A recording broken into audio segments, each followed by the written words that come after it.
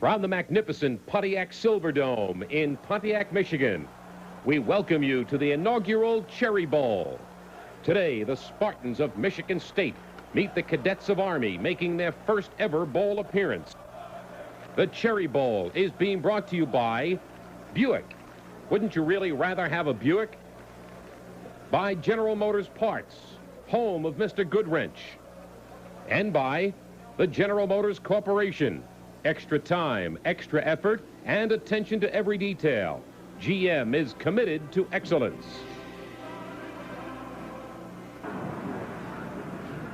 Hello, everybody, and welcome to the first annual Cherry Bowl here in Pontiac, Michigan. I'm Ray Lane, along with Jim Brandstetter. This afternoon, the Cadets of Army, 7-3 against the Spartans of Michigan State University, 6-5. I guess you could throw in one tie there for Cadets, but certainly, when you take a look at their offense, the wishbone could give the Spartans a lot of trouble. And the Army wishbone is different than a lot of wishbones that you might see as a college football fan. It is about as pure an offense as you'll find because they don't have the great back, so they're even-handed. They go left, they go right equally as well, and the quarterback is the key. He reads the defense and decides who is the most open to get the ball to, and I'll tell you, Army does it about as well as anybody. You know, when we talk about Michigan State's offense, they were in and out during the regular season. Inconsistent on offense, but they have the ability to make the big play, right? In 11 games this year, their opponents got more first downs than they did in 9 of those games, but Michigan State at 6-5 obviously had to do something right. It was the big play. They can hit from anywhere on offense. Could the difference in this game be State's defense? I think so. Michigan State's defense has to contain the wishbone because if the wishbone can control the clock and the tempo of the game, the Michigan State offense isn't going to have an opportunity to get on the field and make that big play. And we'll have more on this afternoon's Cherry Bowl right after this brief timeout. Now in the Mislu Sports Bureau, welcome to the matchup for the big one today, the Cherry Bowl, the first major bowl football game in the Midwest in history. And this one's going to be indoors in the Pontiac Silverdome. The Cherry Bowl, Army versus Michigan State. And in the Pontiac Silverdome, there have been many professional football and basketball games played, a Super Bowl, a pro basketball all-star game, but now a bowl football game sanctioned by the NCAA with big payoffs going to both teams. Let's take a look at the matchup. And first, the Army Cadets. This is Army's first bowl game ever. Army's record this year, 7 wins, 3 losses, 1 tie. What a job by Coach Jim Young. In junior fullback Doug Black, Army has only its 4,000-yard rusher in a single season in its long and glorious history. Quarterback Nate Sassaman, a defensive safety a year ago, was moved back to the offense during the spring. And that, too, proved to be a great move because Sassaman enters the Cherry Bowl averaging more than 90 yards per game rushing. And he's ranked as the top major college quarterback in rushing. The offensive line, anchored by All-East guard Don Smith, the biggest offensive line in Army history. Kicker Greg Stopa has set several Army field goal records and for the 3rd consecutive year leads the Cadets in scoring. The defense, spearheaded by senior linebackers Jim Gentile and John Roney. Down linemen Jim Jennings and Mike Sears. And backs Kermit McKelvey and Doug Pavick. Army takes on home state rival Michigan State. The Michigan State Spartans, with their first winning season since 1978 and their first bowl game since 1966. They're coached by George Perlis, a Michigan State alum. This year they won 6 and lost 5. Perlis produced a winner in just his 2nd season and used a solid defense led by all Big Ten performers Jim Morrissey and Phil Parker. Morrissey, the senior captain and inside linebacker, led the Spartans in tackles and is 2nd best career tackler in school history. Parker, working out of free safety with defensive end Kelly Quinn, helped make the Spartans' stunning 4-3 defense one of the very best in the Midwest. Add to it the punting and place-kicking of senior Ralph Mozienko, and the Spartans had another big weapon. Sophomore quarterback Dave Urema skillfully directed the offense that produced a number of big plays that also featured the running of Carl Butler and Lorenzo White and the receiving of Fleet sophomore Mark Ingram. So there you have it, the Cherry Bowl coming up today on the Mislu Television Network coast to coast, indoors in the Pontiac Silverdome, Army versus Michigan State. Stand by for kickoff. We'll be right back after these messages. Back at the Pontiac Silverdome in Pontiac, Michigan, just 20 miles north of Detroit, Michigan. Army and Michigan State getting together for the second time only in the history of their football rivalries. Army and State met back in 1931, and that one, Army winning by a score of 20-7. Today, modern times, a crowd of between 76,000 and 80,000 expected to be on hand at this beautiful football complex. Today's officials, all coming from the Mid-America Conference. Your referee, Don Bauer, David Hicks, the umpire, and rounding out the crew, Paul Widener, Bruce Marr, Andrew Pfaff, and Roger Paramore. Again, all from the Mid-America Conference. The Army team has been introduced right now. It's the defensive unit of Michigan State being introduced and led by their fine linebacker you saw moments ago, number 40, Jim Morrissey. Jim, as we mentioned earlier, the Spartan defense has been the key to their somewhat success in 1984. It really has, and that is the concern of this man, head coach for the Army, Jim Young. He knows that Michigan State has built their record on a strong defense, and the thing that concerns Young most of all is the fact that Michigan State's defense is so quick, and that is one great way to stop this Army offense. The offense, we'll talk about the interior line, starting with a split end. That's Scott Spellman. We'll probably start on that left side. Krasanovic the tackle, Vince McDermott at that left guard, and Rice at center. On the right side, that Army will produce offensive-wise, Don Smith, who is an all-Eastern player, Dave Wolford, and Rob Dickerson. That line averages 253 pounds, the heaviest Army team of ever. Talk about running, you've got it, with the quarterback Sassaman and Doug Black, the fullback, in between blockers and runners in Hollingsworth, and Hollingsworth supported by Clarence Jones. The Cherry Queen, along with the officials and representatives from Army and Michigan State. That's Morrissey, number 40 of Michigan State, and representing Army, their defensive end, Brad Allen. Well, they talked about 2 years in the making for this Cherry Bowl. The Cherry Growers Association of Michigan, producing 80% of this country's cherry population, building for this, and it became a reality this afternoon. Michigan State has won the toss, and they have deferred, and so the Spartans will be kicking off to Army. You saw the look at the Army offensive unit that will start against the Spartans. What will the Spartans do against that Army wishbone? A ground control attack.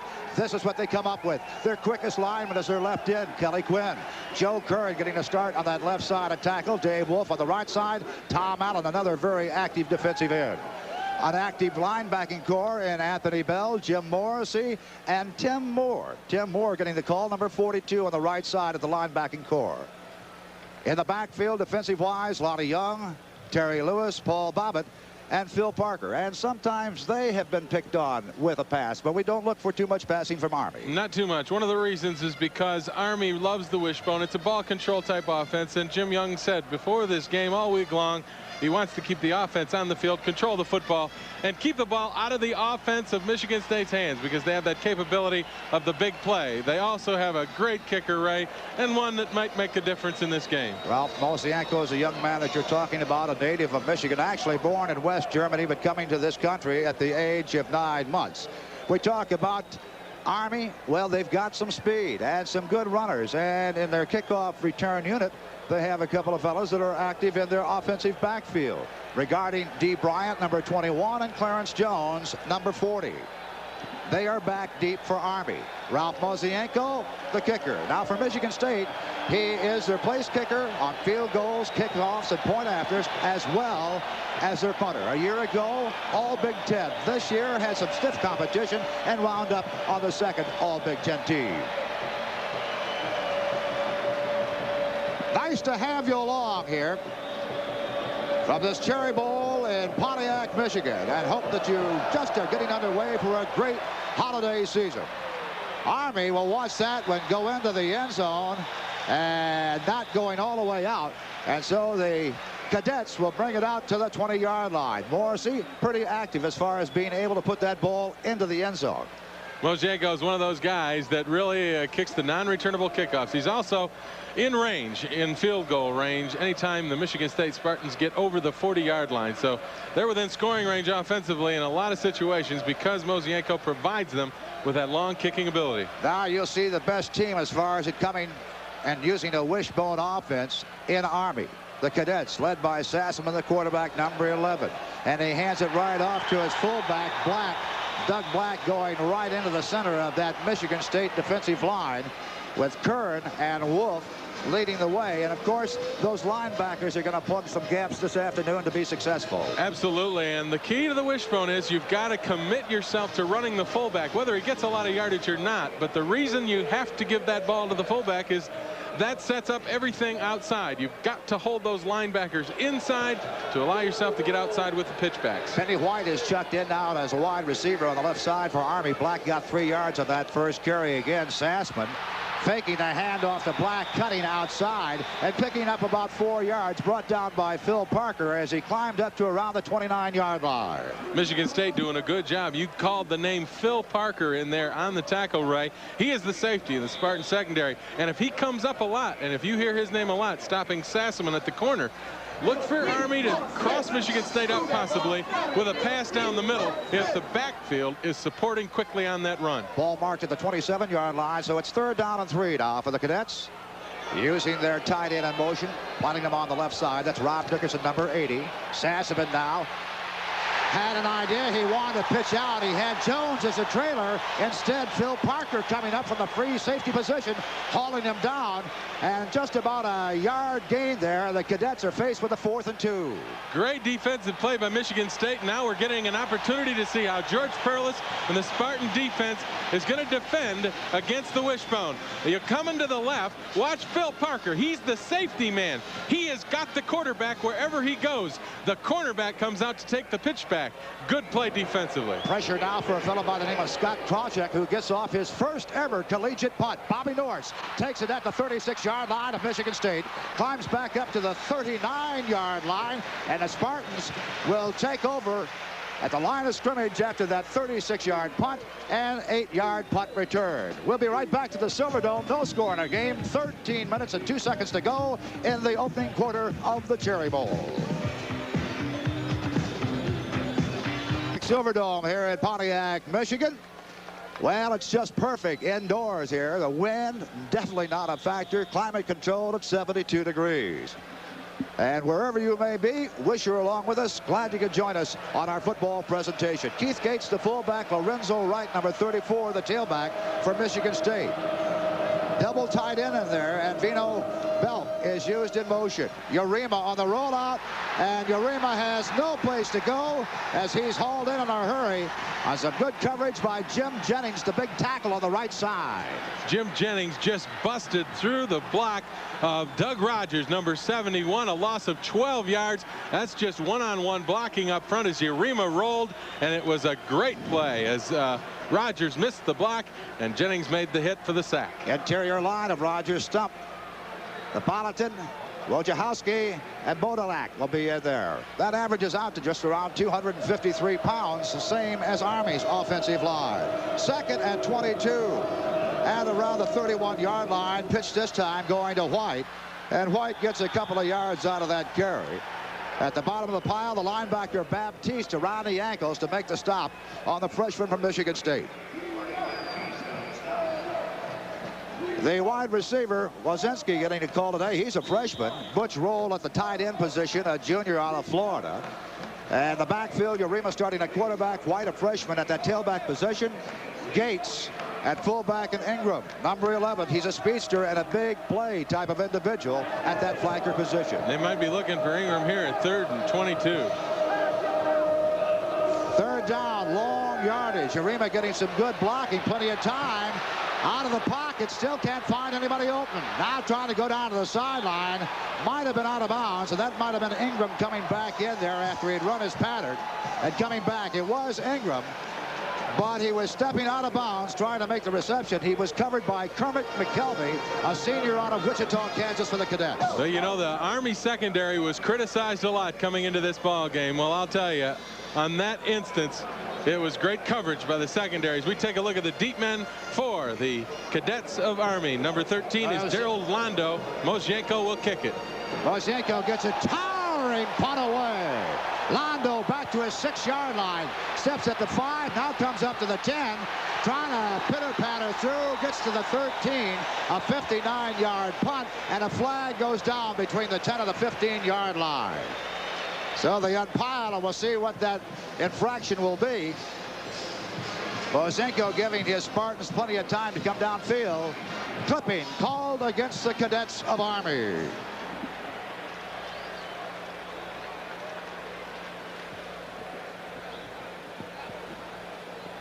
Discussing it with Phil Parker, the defensive captain.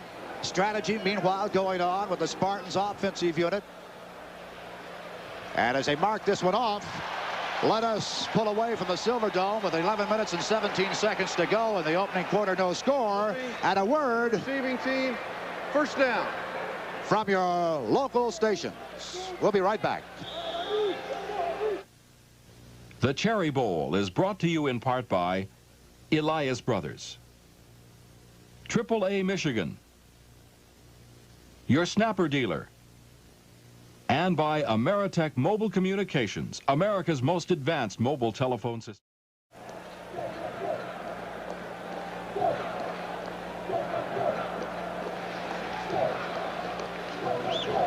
On the punt return, that clipping infraction called against the Cadets of Army marched halfway back to the goal line, so it's back at the 6-yard line where Army will take over possession now. Sassman bringing his Cadets up to the line of scrimmage.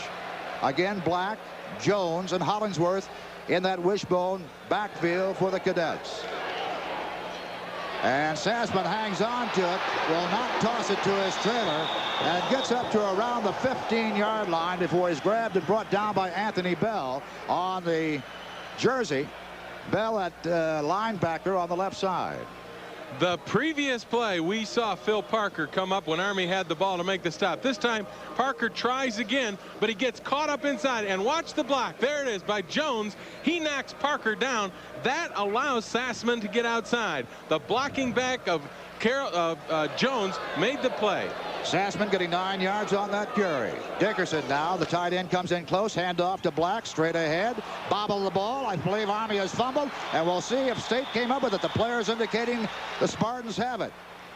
The officials unpotting them.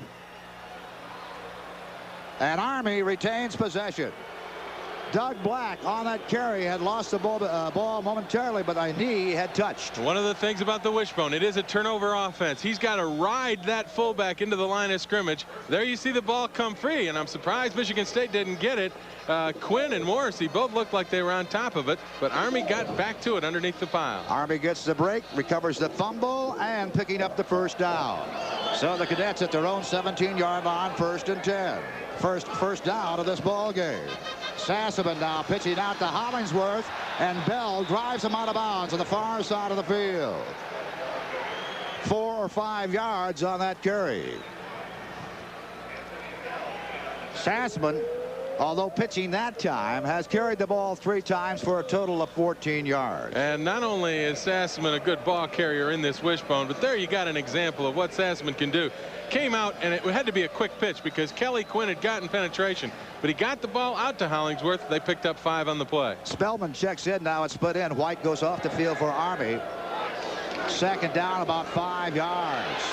Coming to the left side, Sassman. Sassman driving into Lewis. Lewis standing in front of him. And underneath, the tackle made by Moore. You wonder about the intensity of this football game. I'm going to tell you what, the Michigan State defensive backs are coming up ready to play because they know that they have got to be the people that stop this wishbone. Now, Nate Sassman has taken a lot of hits in his day, but Terry Lewis will put one on him right here that makes Nate welcome to the Big Ten in a hurry. Measurement now to see if Army got that first down. It'll be very close. Shy by inches.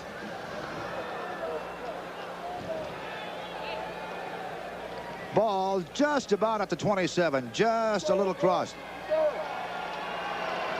Well, we've had names, of course, great names in the history of the U.S. Military Academy. And certainly General Douglas MacArthur goes down in the annals as one of this nation's greats. Not sure he'd appreciate that likeness, though, would you? No, exactly right. Sassaman, the quarterback, handing off to Black. A fumble again. A little mix-up on the handoff to the fullback from Sassaman, the quarterback. And that ball was loose momentarily. Again, Army recovering that ball. Sassaman coming up with the ball. But Michigan State holding on 3rd down and inches. And Army coming out in punt formation. Krausick, the punter, in a hurry, gets away the kick.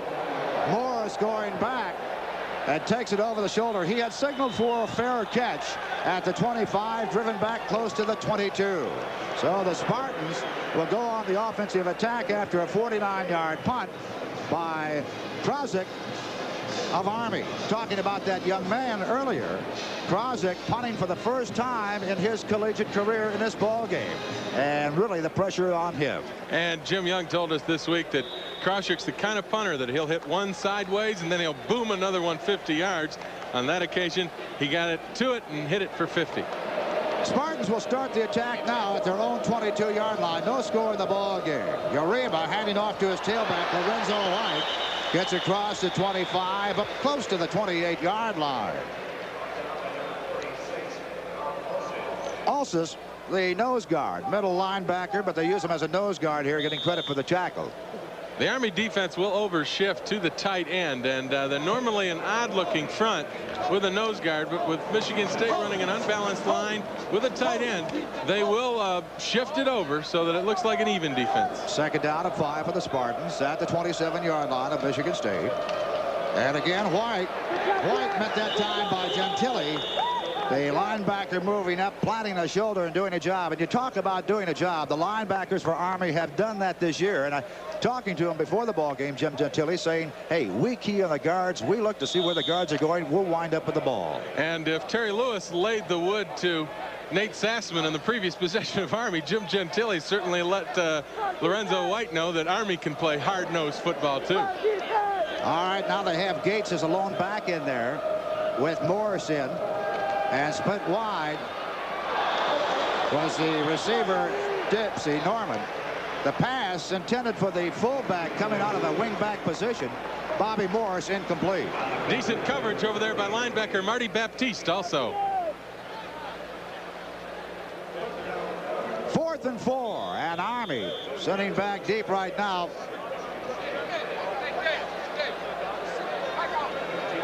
Darrell Londo is the deep man. And Mozenko end over end this time. Londo at his 25. Up to the 35-yard line and greeted there and driven back. So no score in this ball game. First ever Cherry Bowl in Pontiac, Michigan, with 7:47 to go in the opening quarter. Michigan State nothing and Army nothing, as Army goes on the attack for the 3rd time this afternoon. We'll be right back after this message.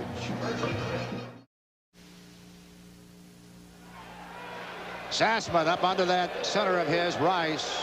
1st and 10 for Army at the 36-yard line. Sassaman on the keeper, got outside, has a 1st down. Close to the 48-yard line. Again, deception and a fake handoff, and Army now with a 2nd 1st down of this ball game, but Sassaman is the key when he keeps it. The fake of the fullback holds the linebackers from behind. You'll see Black take the fake to the right side. Now watch the running back on the right, number 40, Clarence Jones.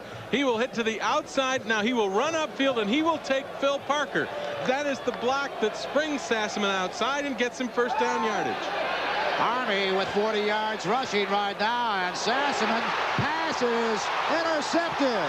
Phil Parker of Michigan State inside Army territory, down to the 43-yard line. We've got a couple of flags down on the field.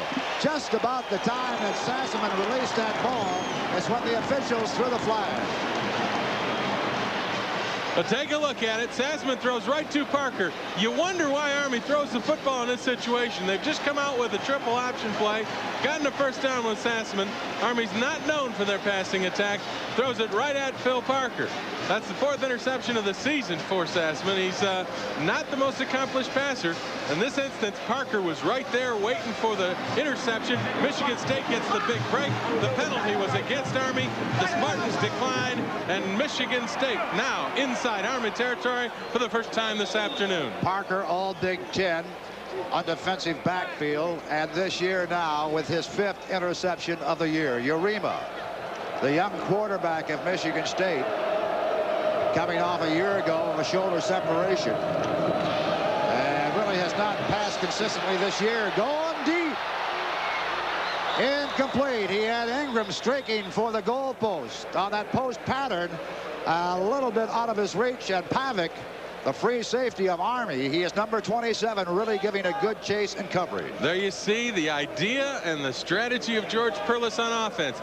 They get the ball on a quick turnover inside the Army territory, and automatically they come up with a big play trying to go deep to Ingram down the middle. Army, though, their secondary waiting for it, playing a straight zone, and Pavic was there to make sure that nothing happened. State of that passing department, 0 for 3 now. That ball at the 43-yard line of Army, 2nd and 10. Urema faking to the right, looked like a broken play. And now gets a block and gives him a hook slide close to the 35-yard line. Urema reacted as if he was going to have a back come him from his right side, and all of a sudden nobody was there. Looked like a bit of a broken play. Watch Urema. Looks like he's supposed to be faking, but the fake never appeared. It was Aaron Roberts back there, or rather Keith Gates. But Gates did get a block on Malloy, the end, that broke contain and allowed Urema to make that good scramble. It'll be close to a first down, about 2 yards short. Urema, a sophomore out of Warren, Michigan, collecting 8 yards on that carry. Not known for his ball carrying ability, a minus 55 yards on the regular season. 2nd and 2 for the Spartans, and their tailback going straight ahead did not look as if he got it. 3rd down play, Ray, and it doesn't look like the Spartans got it, so Mojenko may be coming out to try the field goal. Michigan State, for the first time on that play, went to the unbalanced line. Look at to the left. You'll see 4 men, and linebacker Baptiste does a great job filling the hole, taking on the blocker Gates, and Gentili follows right in and got the ball carrier, no gain. Big play for the Army defensively. State short of that first down by about a yard. Mojenko will have the ball marked for him at the 41-yard line. A 51-yard effort, has the distance. Off to the left. He's wide with it. Well within Mojenko's range, but missing to the left that time. So he has made 3 for 6 during the regular season from that distance. That time wide to the left, and a break for Army. Sort of dodging the bullet, and the Cadets will take over at their own 35-yard line. So the first real scoring threat going astray for the Spartans here in the opening quarter with 5:28 to go. No score. Sassman operating out of that wishbone and handing this time to his fullback Black. Trying to slip through a little bit on the left side, using McDermott, his left guard, and Kasanovich to tackle, trying to find the hole over there.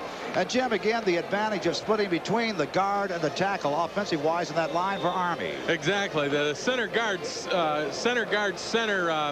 matchup up front will be very tight, and then the tackles will split wider. That opens up a natural hole in the defense to try to get that fullback through. Black has carried 4 times for a total of 8 yards over the season. Carried a total of 264 yards for over 1,000 yards gained. Sassman on the pitch. Hollingsworth cut down, and Parker in there, moving up from that safety position to make the tackle. Well, that time the defense switched up. You saw Parker coming to take the quarterback, and then it was Lonnie Young who got the pitch back. Now watch the hit on Hollingsworth. There's the pitch. There's Young right there. Now there is Parker on the pitchback, and he really decks Hollingsworth. Hollingsworth leaves the game, and D. Bryant, number 21, will come in and take his spot.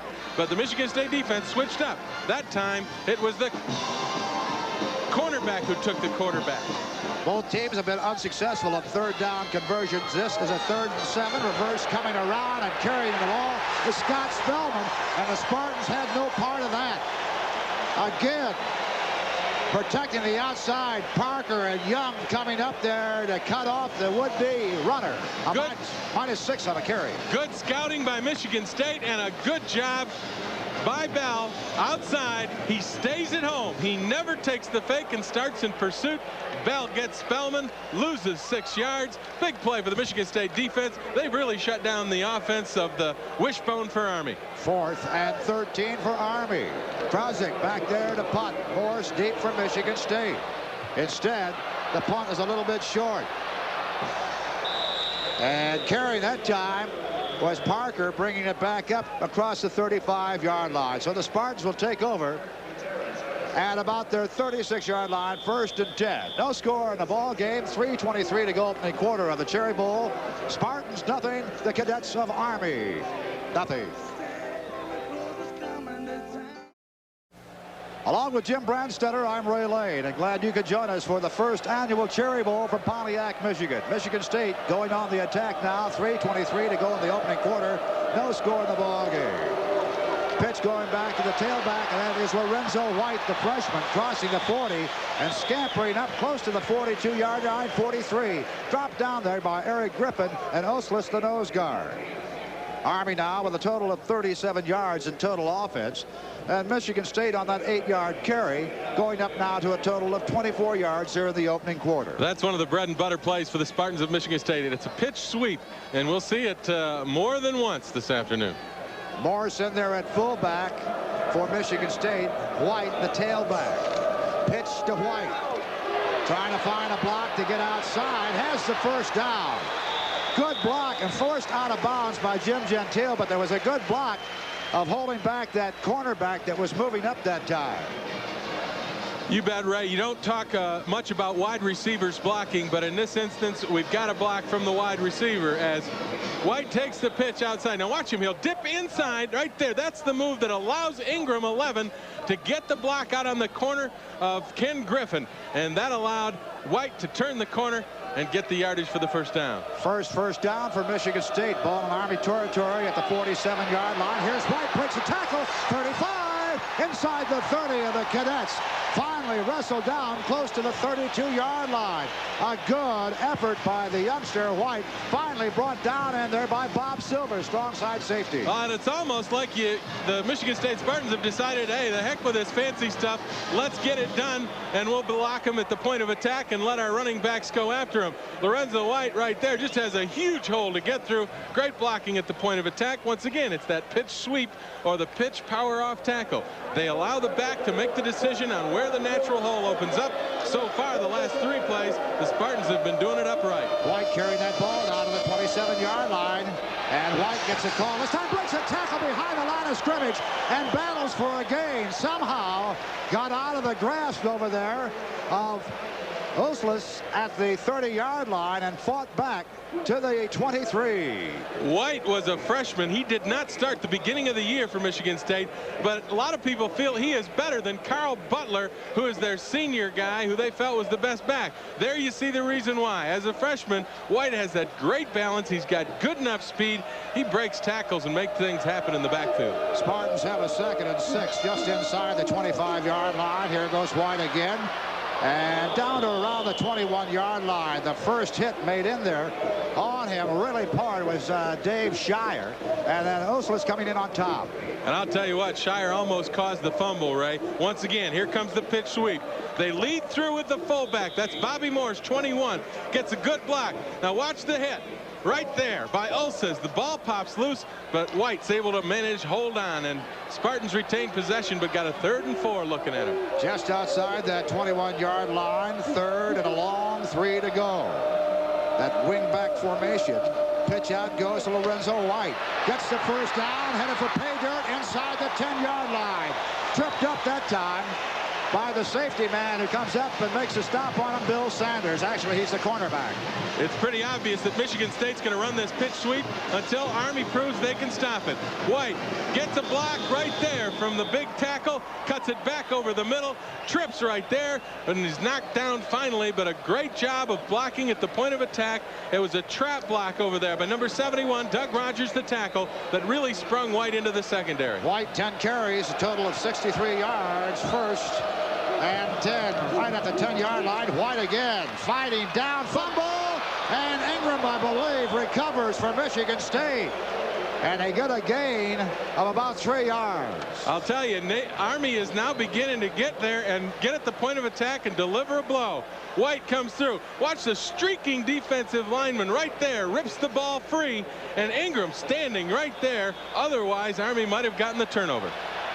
Michigan State at the 7-yard line. Second down as time runs out to close out the opening quarter. So Michigan State knocking on the door when we come back with the beginning of our second quarter after the first 15 minutes of play here at the Cherry Bowl in Pontiac, Michigan. Michigan State nothing, Army nothing.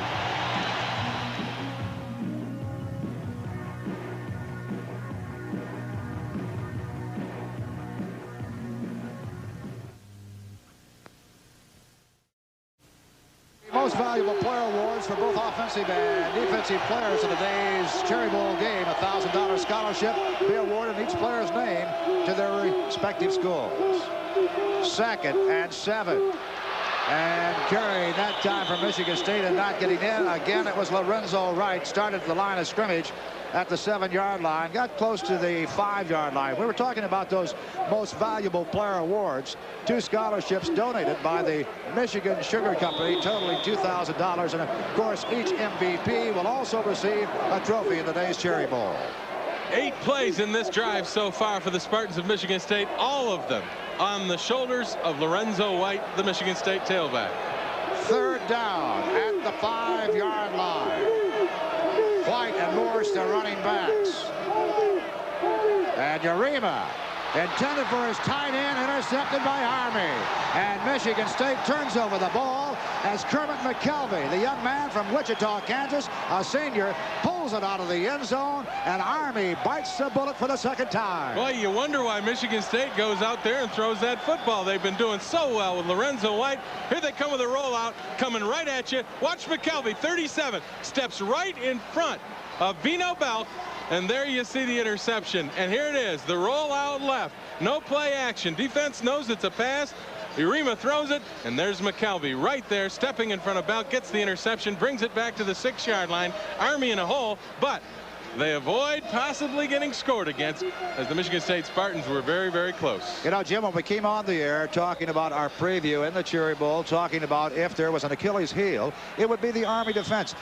Many observers have said, however, the Army will bend. A lot of times it looks like they're going to break, but they don't. And that time they did not.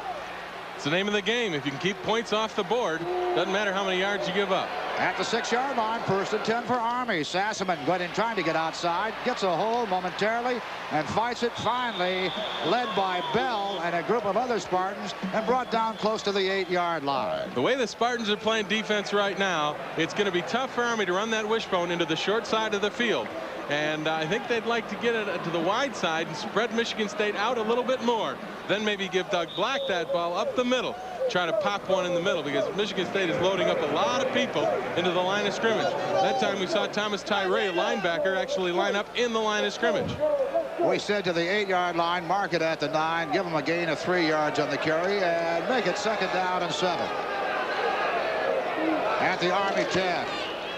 Sassman faking to his fullback, trying the right side. No part of it. Lewis moving up quickly that time to plant the shoulder. And Lewis also getting some help in there from Michigan State's Tom Tyree, the linebacker. Absolutely. But the thing that makes the play happen defensively for Michigan State is the fact that the pitch man is covered. The cornerback out there, Lonnie Young, was riding with the pitch man right down the line of scrimmage. Sassman saw him coming, knew that he had to keep the ball, because if he pitched it, they would have lost yardage.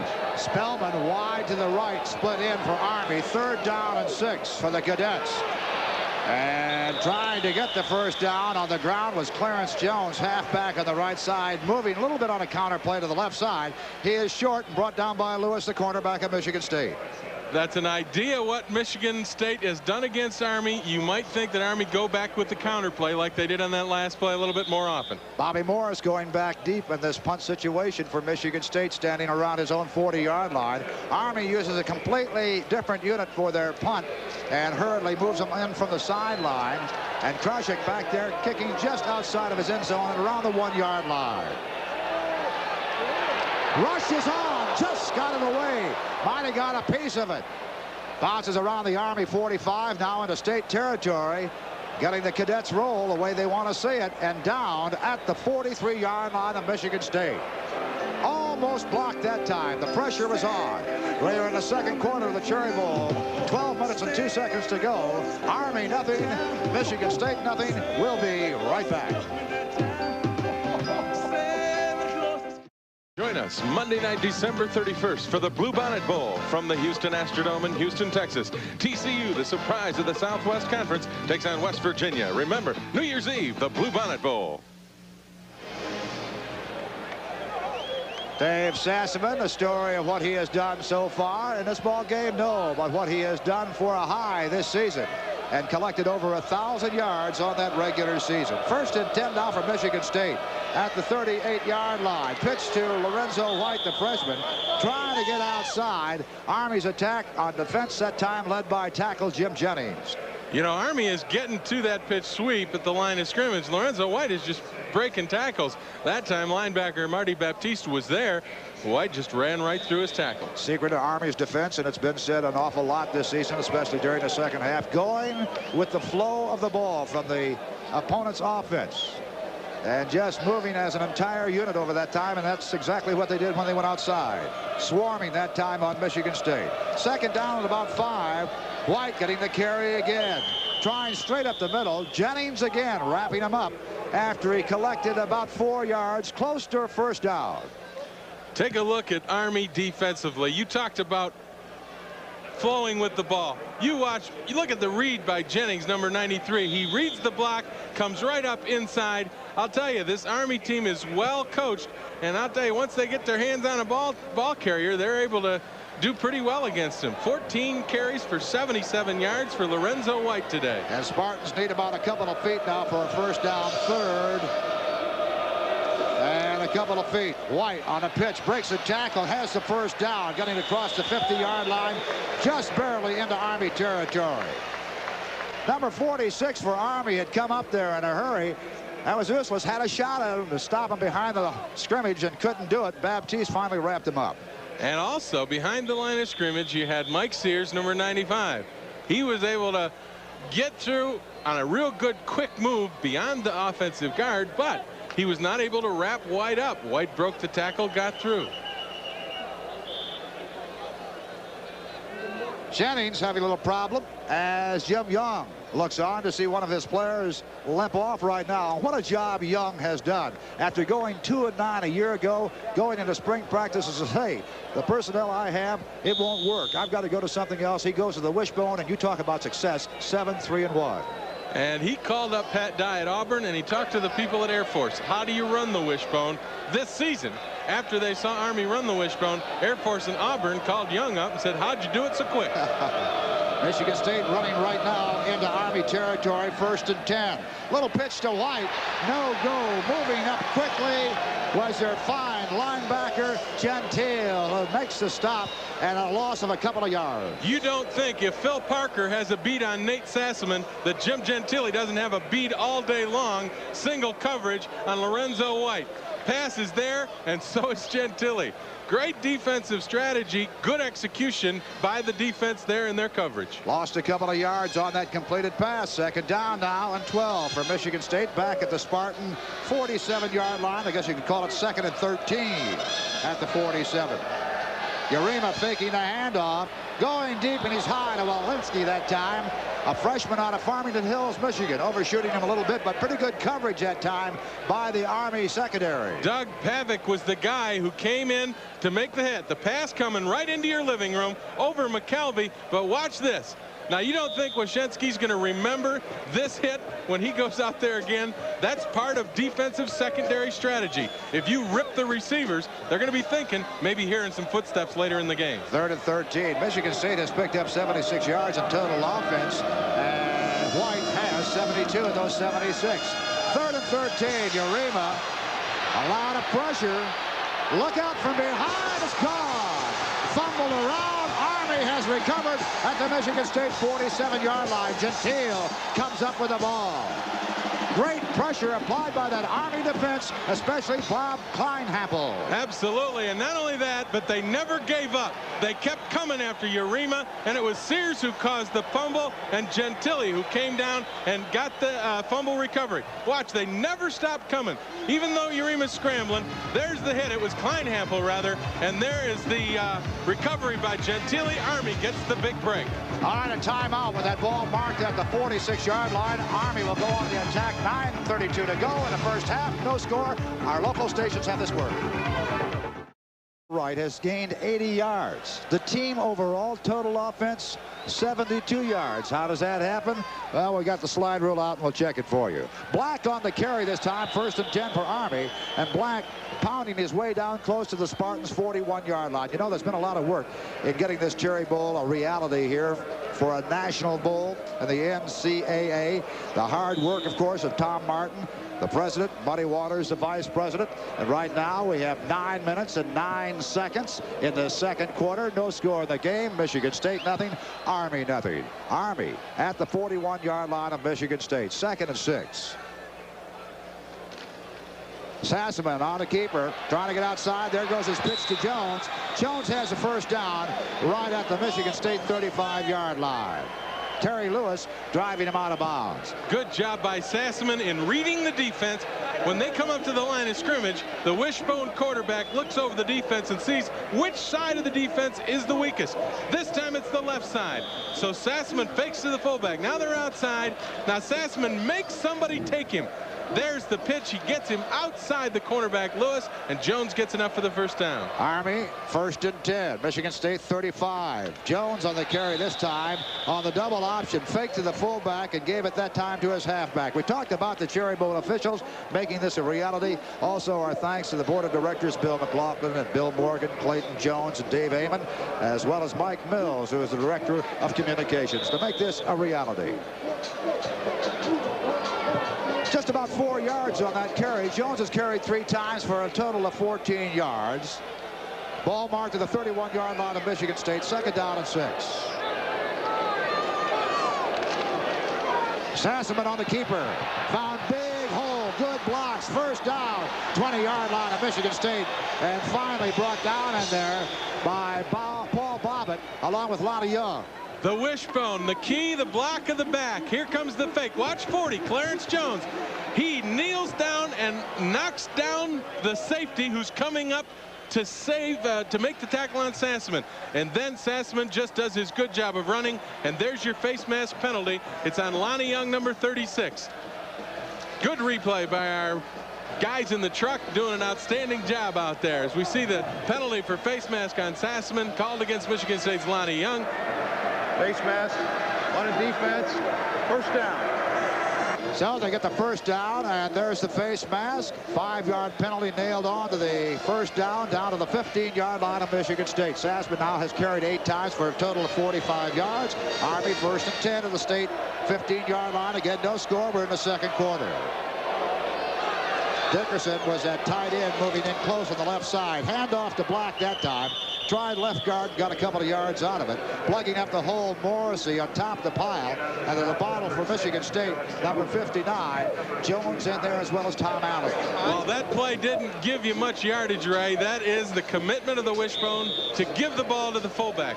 You've simply got to hold those interior down lineman and the middle linebacker in the middle. That allows the outside stuff on the wishbone to go. All right, the Spartans bring in a couple of more linebackers, Shane Bulla and Derek Bunch, and they're going with only 2 defensive backs in there, 5 linebackers. At the 12-yard line, Sassman trying to get outside. Pitch this time to Jones. Lewis drives him out of bounds, close to the first down at the Michigan State 5-yard line. He might be just shy. I'll tell you what, Nate Sassman takes a shot on every play. Down the line of scrimmage, no penetration. Sassman working. Watch Phil Parker, 32. Rips Sassman there, but Sassman gets the pitch out. Now that allows Jones to get outside number 10, Terry Lewis. That's the beauty of the triple option. You've got to cover 2 guys out there. Jones, that time on his 4th carry of this ball game, he now has a total of 22 yards. Very close to that first down, inches away over at the 5-yard line of Michigan State. So Army gaining their most ground with Sassman, and on pitches getting outside of Michigan State's defense. And knocking on the door for the first time this afternoon. Spartans have had a couple of threats in the field goal department and inside the 7-yard line of Army at the beginning of the second quarter, but could not capitalize. 7 minutes and 5 seconds to go in the first half. Again, no score. Army inches away from the first down to go into a 1st and goal, and just about 5 yards for a touchdown. Sassman has the first down inside the 5, close to the 3-yard line. 3rd down conversions for Army, 1 of 5 now, but this one a very big one inside the 5-yard line of the Michigan State Spartans. And Ray, I'll tell you, down close to the goal line like this, when you compress the defense, the wishbone is an unbelievably tough offense to stop. Give credit for that tackle that time to Shane Bulla. That name sounds familiar. His father, Hank Bulla, for so many years, the former assistant coach with the Steelers in the National Association Football League. Touchdown Army. Going straight in ahead, and once they smell the pay dirt inside the 5-yard line, as you mentioned, the wishbone tough to take. Clarence Jones gets the touchdown. This time it's a straight dive. Clarence Jones comes right up next to Sassman. There's a lot of people outside expecting Sassman to run that triple option. Fake to the fullback. Army crosses him up, runs the straight dive with Clarence Jones. Michigan State wasn't ready, and Army's on the scoreboard first. Craig Stopa will try for the extra point. 32 out of 35 in that department during the regular season. Sassman holds. Kick is up. The kick is good. And Army has gone on top of this inaugural Cherry Bowl here in Pontiac, Michigan, with 6 minutes and 41 seconds to go in the first half. The Cadets of Army 7. The Spartans of Michigan State awaiting the kickoff. No score. Army getting all set to kick off to the Spartans of Michigan State as the Cadets have gone on top by a score of 7-0. Taking advantage of Michigan State, and George Perlis trying to correct things and hoping that his Spartans can come back now and do a job offensive-wise. Young Dempsey Norman, a freshman out of Chicago, Illinois, the deep man back for Michigan State. And this will be his first attempted return of a kickoff during the 1984 season. Altobelli, the short man. Stovall will kick off for Army.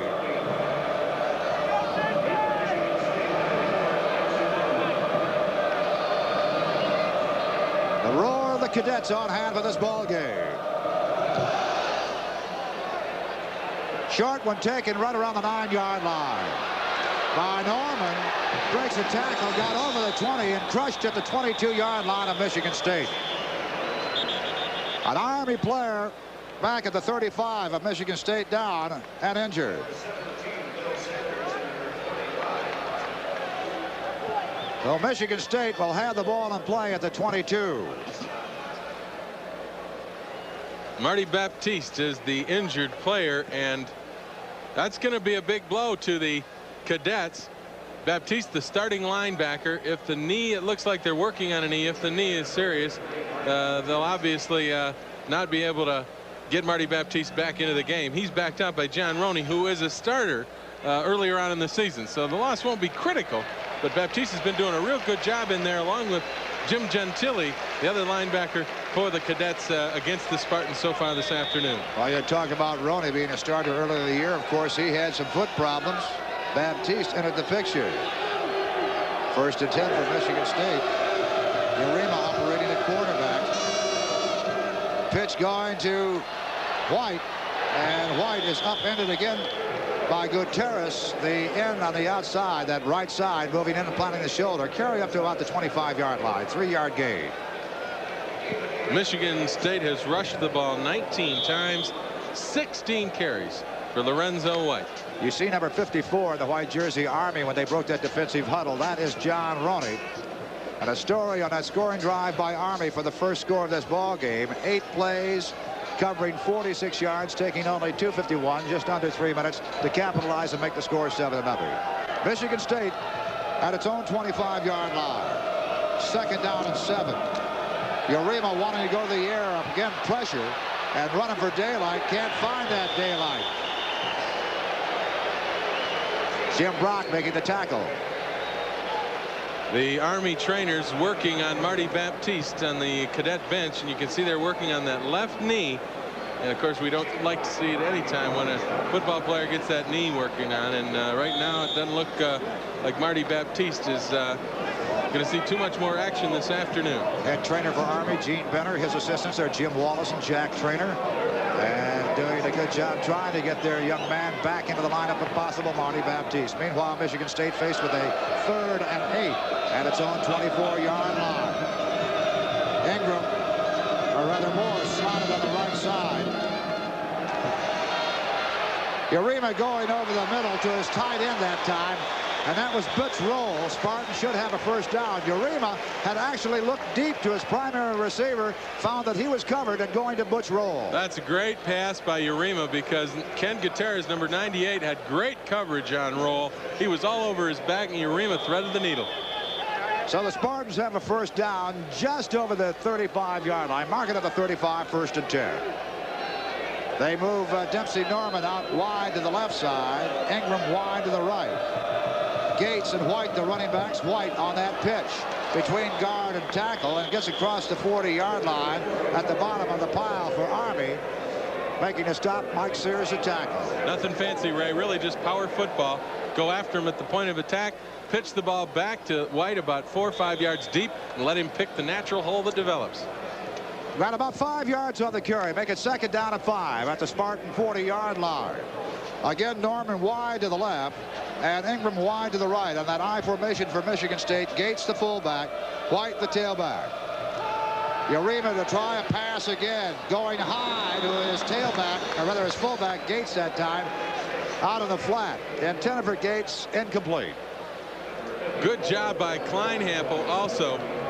Kleinhampel was the defensive end on the side that Urema was rolling to, and he got upfield and did not allow Urema to break contain.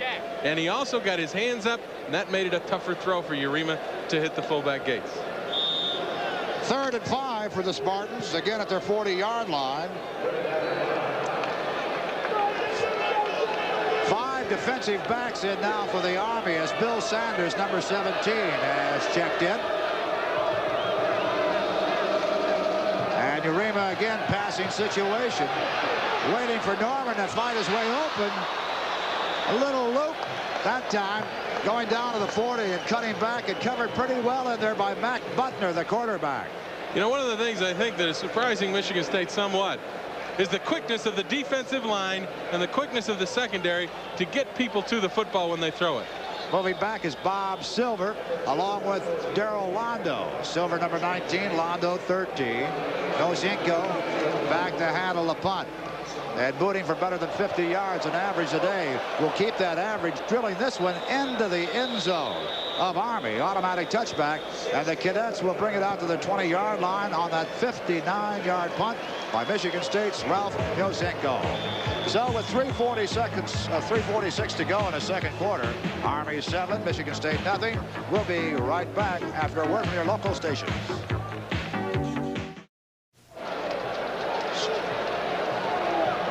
Marty Baptiste injured. Got to be disappointed at this point as his knee is under the ice, and Army's got the football, giving to Doug Black.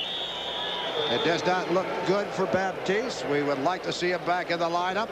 Keep our fingers crossed. Black carried that time, got about a yard on that carry, and brought down by Tom Allen, defensive end of Michigan State. So Army now with 3 minutes and 27 seconds to go in this first half, with a 2nd down and 9. You see number 6 checking in there. That's Benny White, wide receiver, and he is wide on the left side. Sassman bringing up the Cadets in 2nd and 9. Black bulling maybe for 2 yards at the most. Really found a lot of penetration, led by Tom Tyree, the linebacker of the Spartans. Michigan State is dropping that linebacker to the split end side back behind the line of scrimmage. So instead of a 6-1 look, they're kind of in a 3-4 now, or a 4-3 with that linebacker back, and that's going to give Doug Black some trouble getting yardage inside the tackles. Black got a yard out of that carry, make it 3rd and 8. Counter play this time with Jones on the carry, getting close to the 25-yard line. Got 3 on the carry, brought down by Ranella, a tackle on the left side. Young Jim Ranella, a junior, out of Plantation, Florida. 4th down and 5 yards for the Cadets, and you see that wholesale switch for their punting team. So Bobby Morris checks in deep for Michigan State, back at around his 35-yard line. Krozik, the punter for Army. Low drive this time, didn't quite get it up to Morris, and down at the 49-yard line. Bobbitt on the return, number 39 for Michigan State, and down close to his own 49-yard line. So 1:57 to go in the 2nd quarter. Army 7, Michigan State nothing. We'll be right back to the Silverhome. Don't go away.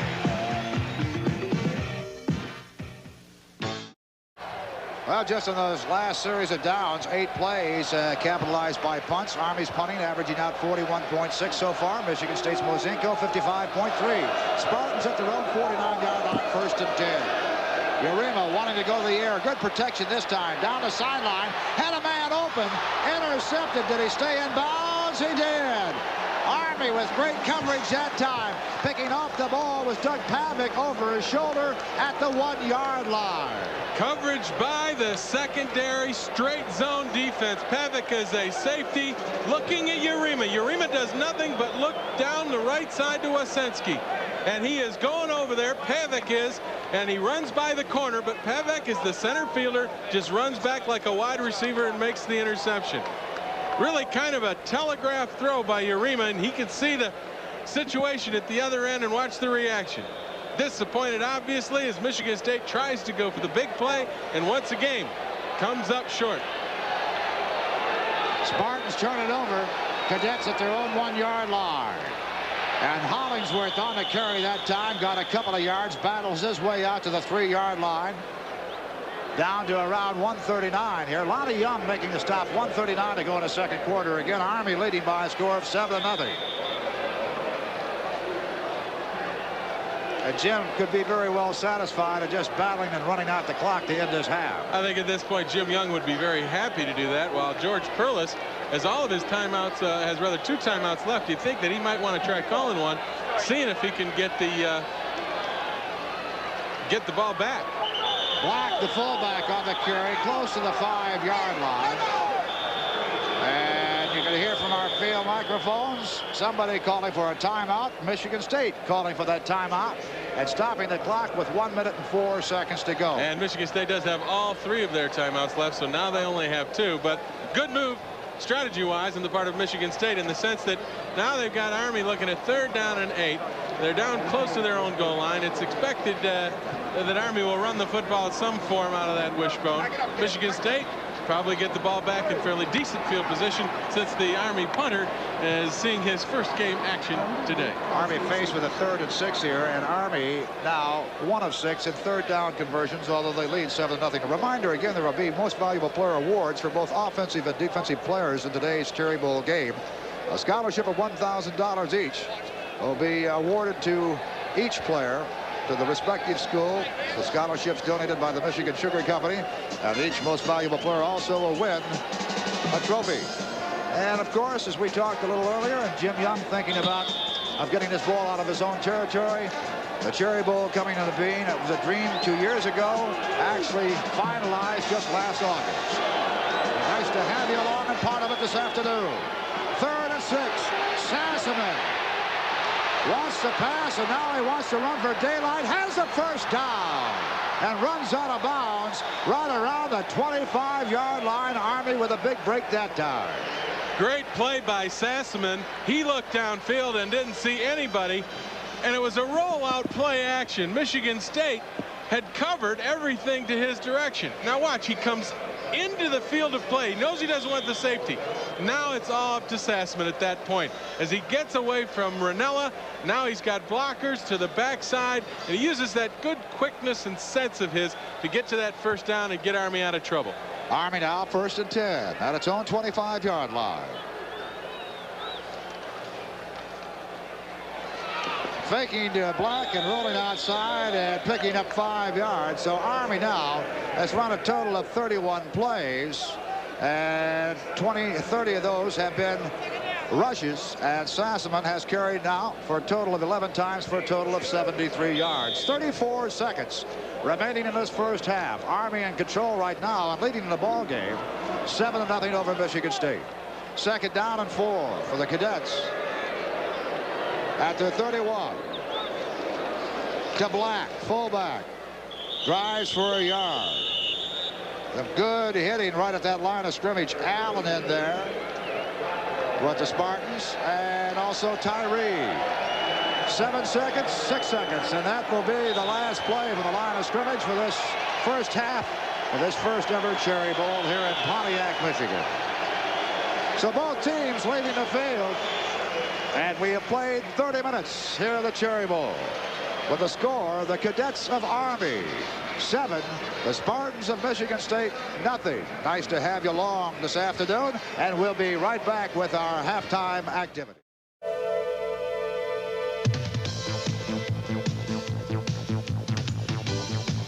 Digital readouts, onboard computer diagnostics, advanced electronics developed by General Motors for the 747.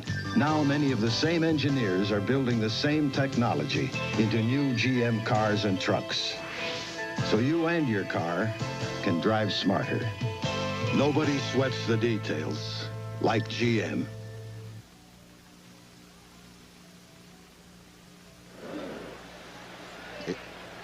You have been watching the Cherry Bowl, the first half here on the Mizzlou Television Network. And we'll be right back at the Pontiac Silverdome after this message from your local stations. Elias Brothers is introducing the new Super Big Boy. It's just like the regular Big Boy, only more than twice as much fresh ground beef. 2 quarter-pound patties cooked to order. The new Super Big Boy is so big. After all, it is a ½ pound of beef, so it's beefy. Try the new Super Big Boy. Twice as much fresh magic. And of course, it's twice... Oh, this is really big. It's too big. Help? The new Super Big Boy. It's everything a big boy is, only bigger. Contrary to popular opinion, the real Office of the Future won't just move information. Ed, I just met with Bells. It will move you. They like an office with nothing to tie you down. Just something to keep you in touch. The Ameritech cellular car telephone. Excellent. It turns an ordinary car into the real Office of the Future. I'll let him know. For as little as $49.99 a month. Call 1-800-MOBILE-1. Hi, I'm George Perlis, and this is the nastiest team I know. Flab here would just love to be all over you. Hi. Bad nutrition will tempt you. And if you don't look out, stress will sneak right up. Regular exercise can help wipe out flab. Smart eating stops bad nutrition. And relaxation can take stress out of the game. Oh, no. Come on, stay well, just for the health of it. A message for your better health. Celebrate Christmas Eve with us, Monday at 4. Halftime at Pontiac Silverdome, the first annual Cherry Bowl here in Pontiac, Michigan. I'm Ray Lane along with Jim Brandstetter. And just about now for the Michigan State University Marching Band of East Lansing, Michigan to move out on the field. We'll also remind you that it is a 300-member marching band at one time wearing khaki uniforms. As you can see, no longer khaki uniforms. We've got a fiesta, a happening, an event taking place here at the Pontiac Silverdome. You know, the Cherry Bowl committee went together and decided on this football game. They wanted to make it first class all the way around. And this halftime extravaganza will be an indication of what kinds of effort and time and planning went into this event. Because I want to tell you, later on in our halftime show, we'll show you the grand finale of the Cherry Bowl halftime show put on by the Michigan State Marching Band, and I'm going to tell you, it's something you don't want to miss. Today's leader of the Michigan State Band, Dave Catron, the associate director of the bands. Drum major is Dave Keller. Feature twirler, Lisa Rumpel, and now the Michigan State Marching Band.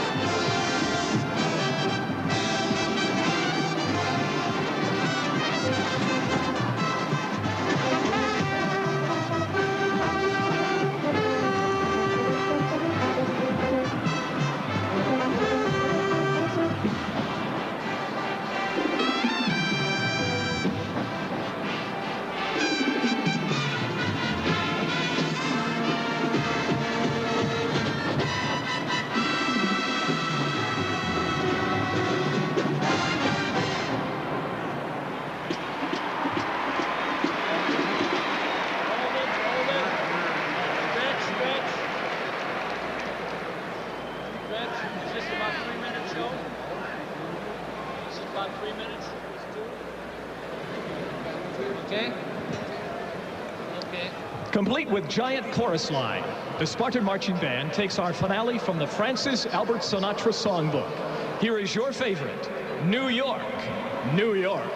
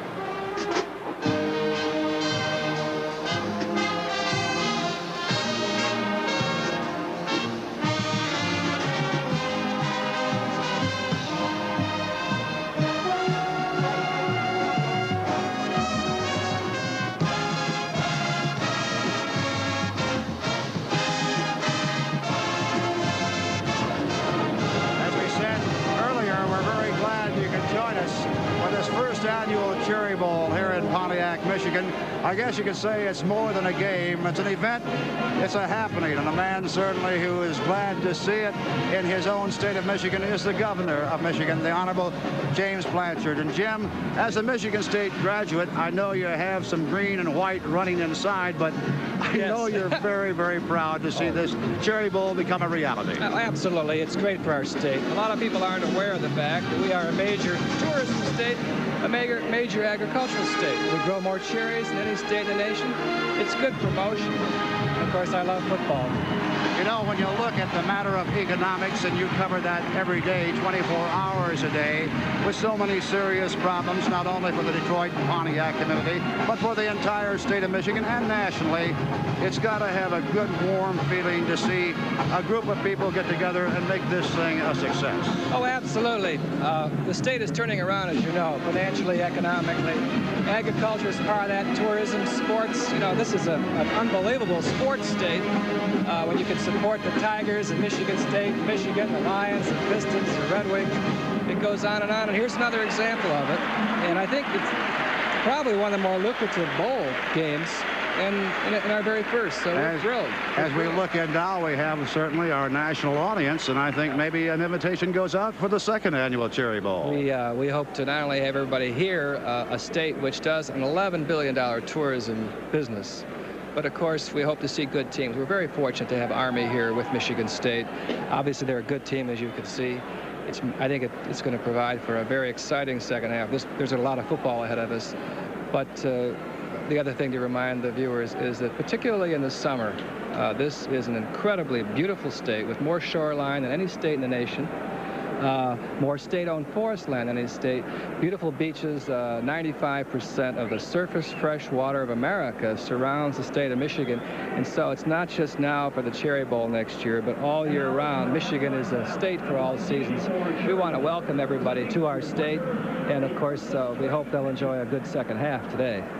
Ladies and gentlemen, there's your personal invitation from the governor of the state of Michigan, James Blanchard. Jim, thank you so much. Right now, we're going to talk a little bit about some institutions involved in this ball game, especially your institution, Michigan State University. It's a great institution. Along with West Point, we're proud. Michigan State University students have won 5 Rhodes Scholarships in the past 4 years. That's a record unmatched in American public higher education.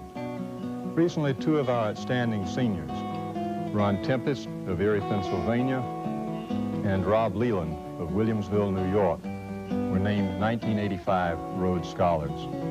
Here at Michigan State, we take pride in our students and pride in our commitment to academic excellence. The National Association of Collegiate Directors of Athletics is an organization serving more than 2,000 members of the collegiate athletic community. Because its members share common problems and opportunities, NACDA conducts management seminars which focus on contemporary and long-range strategies. State-of-the-art business technology is keeping collegiate athletic departments in step with the times through NACTA. Duty, honor, country. These are the words that motivate. Tradition, pride, education. These are the tools that shape. The United States Military Academy, West Point. Dedicated men and women mastering the challenge of leadership, meeting the rigors of higher learning. Leadership, education, athletics, total involvement. The United States Military Academy, West Point.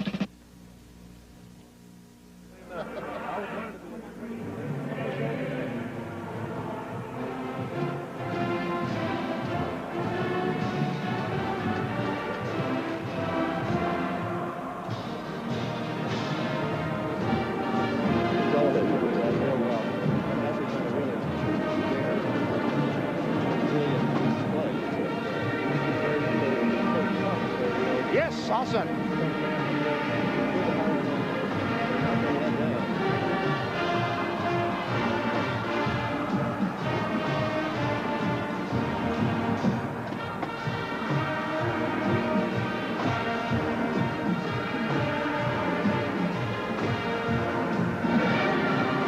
And we'll be right back with Army leading Michigan State 7-0. But first, a word from your local stations.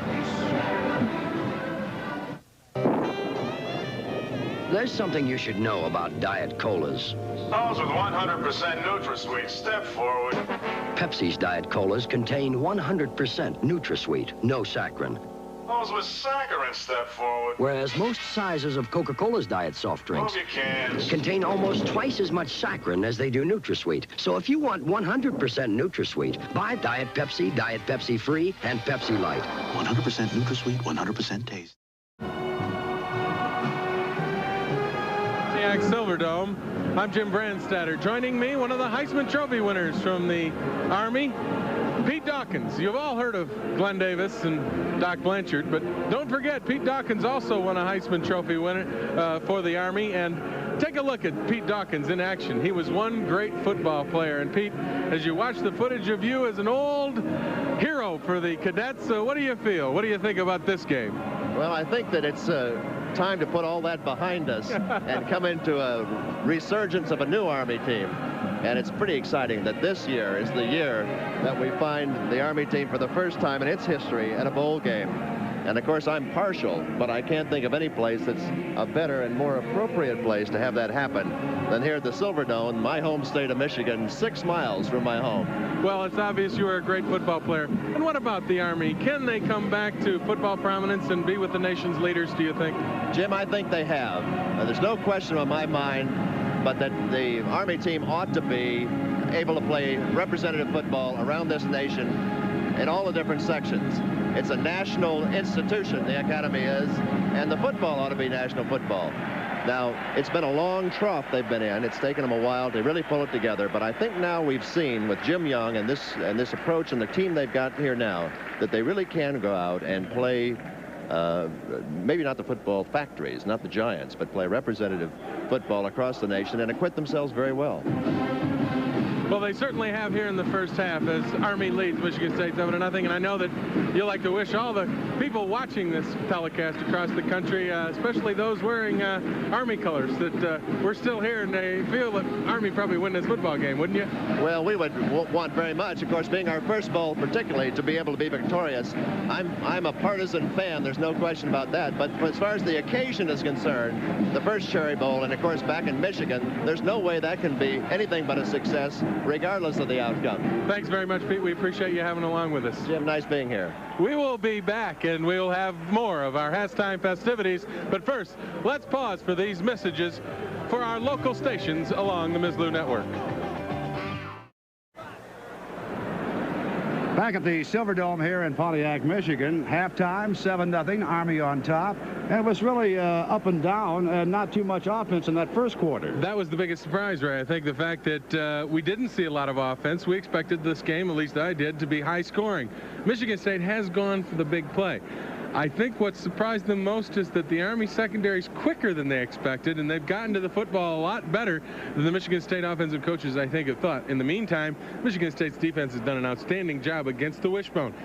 The Wishbone's got about one block to get before they'll break one, and I think that that's what we'll look for in the second half. Michigan State was knocking on the door. I mean, really knocking on the door inside the 10-yard line at the close of the first quarter.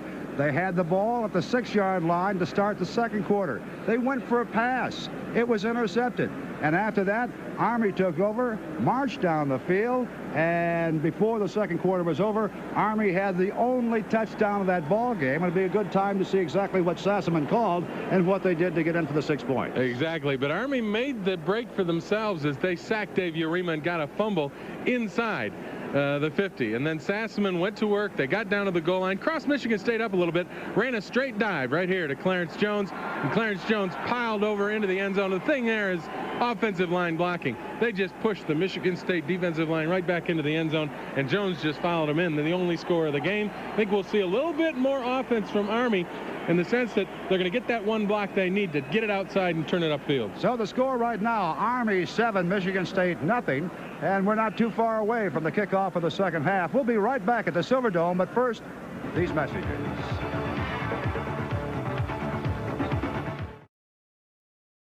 The second half of the inaugural Cherry Bowl is being brought to you by Buick.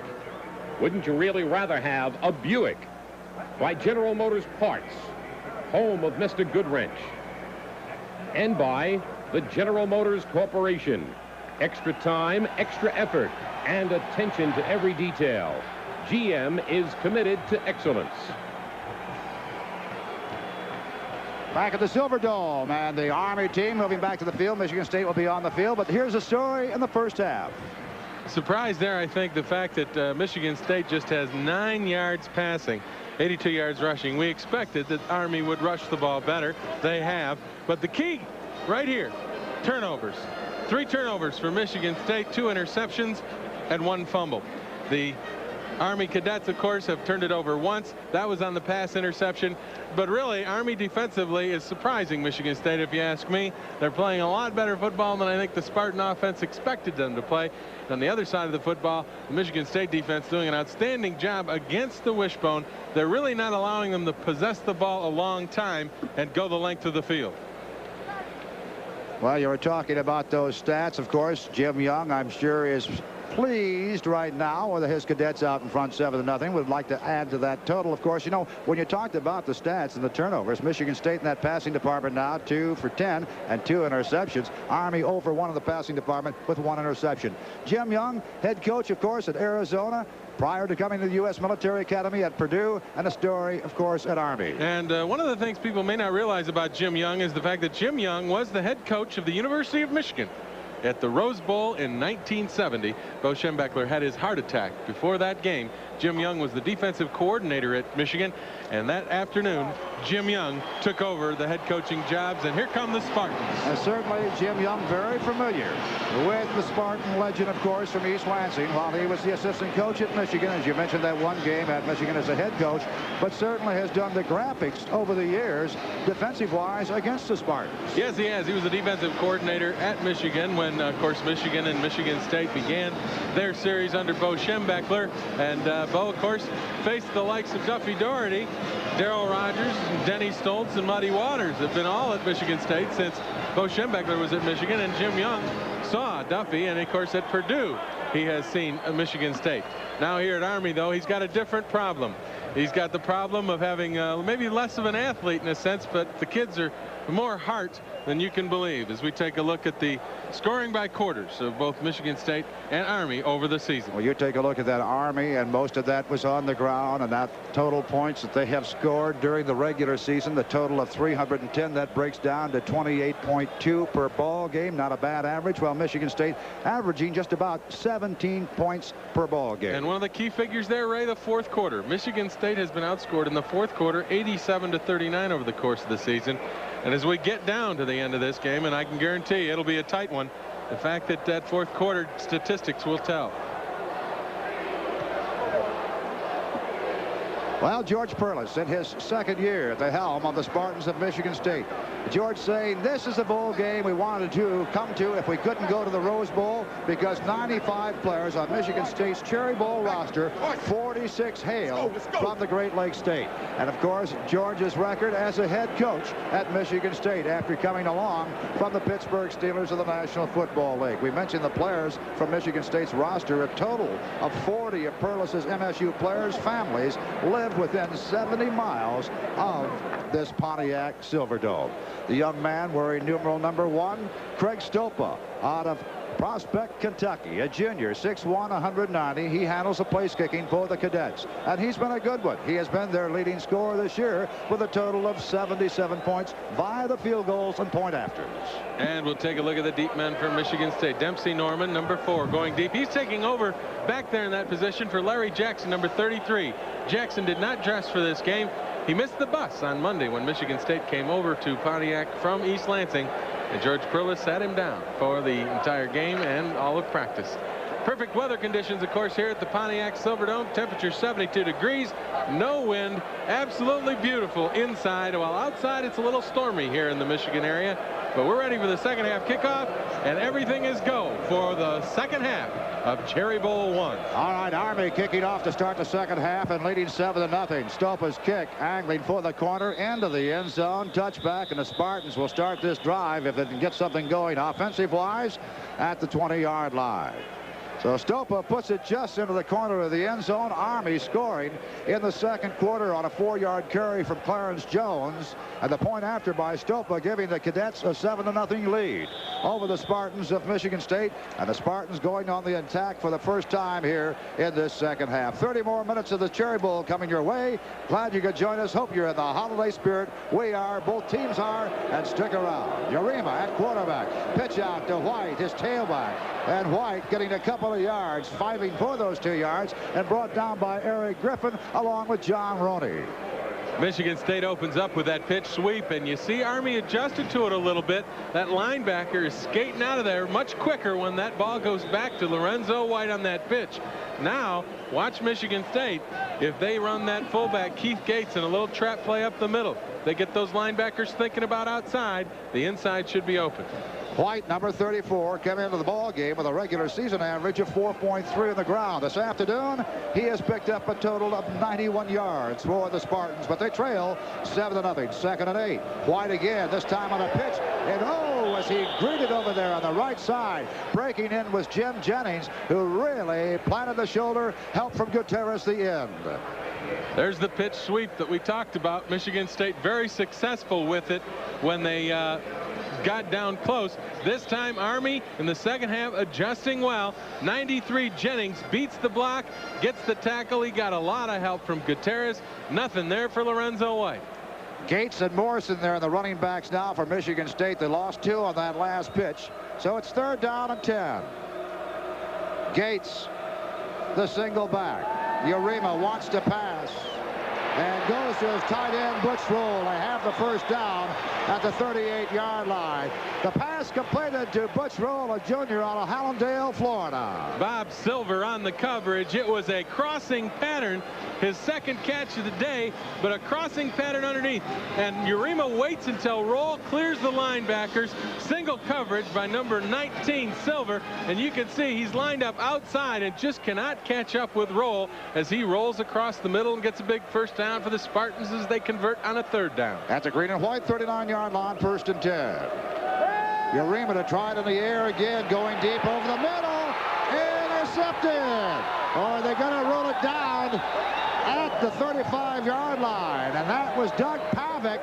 And if they give him credit, it'll be his second interception. They have given him credit for the interception, and this is just a great reaction by Pavick.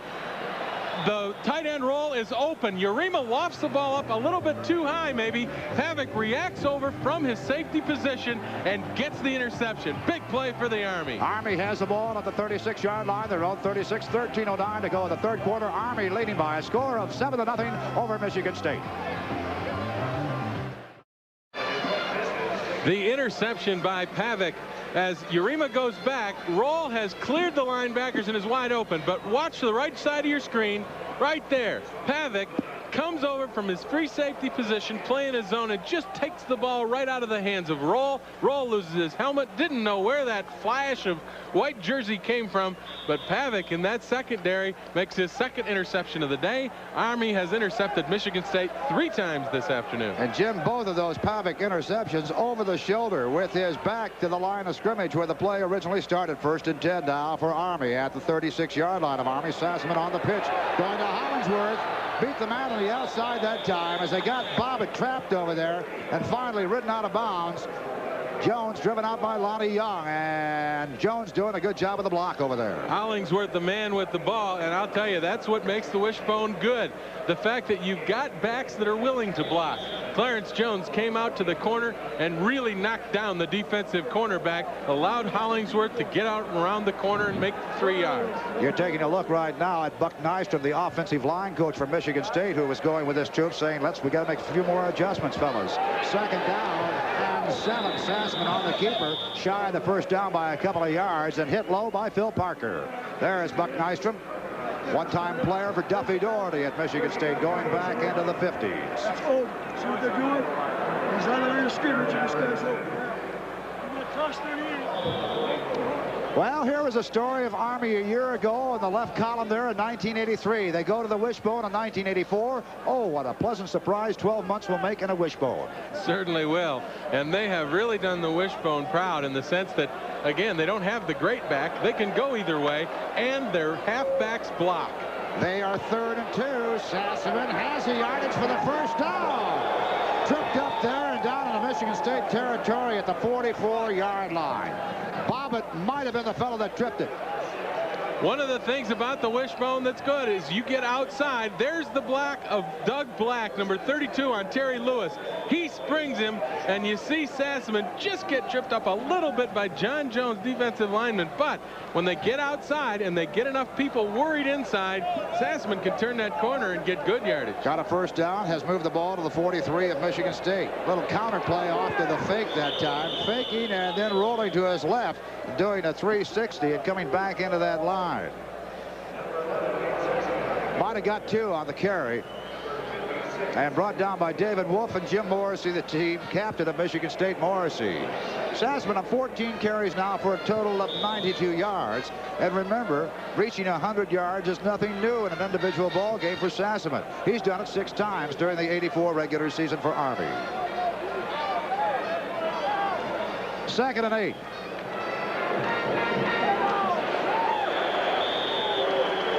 Hollingsworth on the carry that time. Hollingsworth trying to get outside. Hollingsworth only carried a total of 43 times during the regular season. He was wrapped up that time by Jim Morrissey. But when you talk about running back supporting the fullback and the quarterback, oh, they have some splendid blockers in those halfbacks. That's what makes the difference with this wishbone as opposed to some others.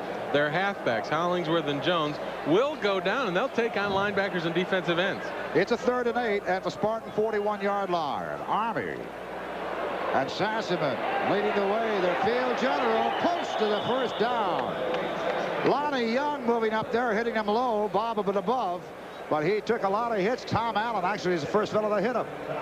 Coming down the line of scrimmage, Sassaman decides to turn it up, and he runs right into Morrissey. But Morrissey overruns the play. But here comes number 59.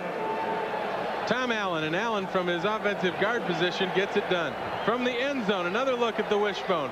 They roll him up inside. Now he cuts back behind Morrissey, but here comes Allen from the backside. 4th down and 1. Army's going for it. And Army's going for it. With a yard to go. Sassaman on the keeper. They had him back there, and he gets the 1st down. They had a shot at him. That was Kelly Quinn, who had got in the backfield. Got his arms on him, but couldn't make the tackle. I'll tell you, this youngster is some kind of football player. Kelly Quinn, here he is. He's got Sassaman wrapped up. Black continues to block, which was the key. Quinn couldn't get the other arm free to get Sassaman, and that got enough for the 1st down. Good job by Doug Black as he got the guy down and he continued the block. And that was what made the play and allowed Sassaman to turn the corner. 1st down for Army. Sassaman over with 100 yards now in this ball game on the ground. And nothing new for him. Here's Black, leading rusher for the year, straight ahead, showing lots of power that time, across the 30-yard line and close down to the 26-yard line of Michigan State. That's what can happen when you've been going outside so much. The linebackers begin to think outside. They begin to skate outside a little quicker. They leave their positions. And then all of a sudden, Doug Black comes back up and busts you right over the guard center gap. He gets 5. Mark it at the 27 and make it 2nd down and 5 for Army. 27-yard line of Michigan State. Black with plenty of power that time, just diving over the guard position, getting 2 or 3 yards on that carry. You know, another thing, we talk about Army's ground game. We can talk about the conditioning of this group from the U.S. Military Academy, of how they have been so strong in the late stages of all their ball games. Exactly. One of the things that all cadets have to do at the academy is that they have to take some kind of a physical education course. They have to do physical things, and the discipline of this team and its ability to stay in shape in the 4th quarter is what has made them as good as they are today. 3rd and a long one. Sassaman again going outside, bumped into his own man, did not get the 1st down. A little indecisive that time, and boy, you got a fraction of a second to decide whether you're going to make the cut or go outside, and Anthony Bell was the fellow that was plugging up the hole over there. Nate Sassaman might have turned that one up a little bit quicker. He did run into the block, and Anthony Bell really didn't have to do much except just stay with the block and wait for Sassaman to run in him. But again, you give Sassaman credit. He knew he had to get about 1 yard for the 1st down. He just wanted to get that 1st down yardage, and he didn't want to try to be fancy. He did get the 1st down by the length of the football, but he'd have made probably a little bit more yardage had he cut it back inside a little bit quicker. Outside the 20-yard line of Michigan State, to be exact, at the 22 of the Spartans. It'll be 1st and 10 for Army.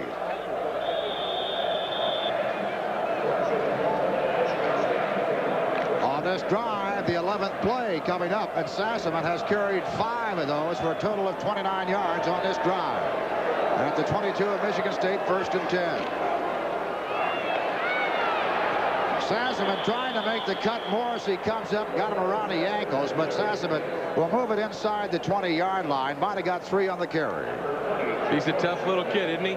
He has been out there carrying the ball, taking some awful hits from this Michigan State defense. He's got the flak jacket on, but he's going to be a tired youngster tonight.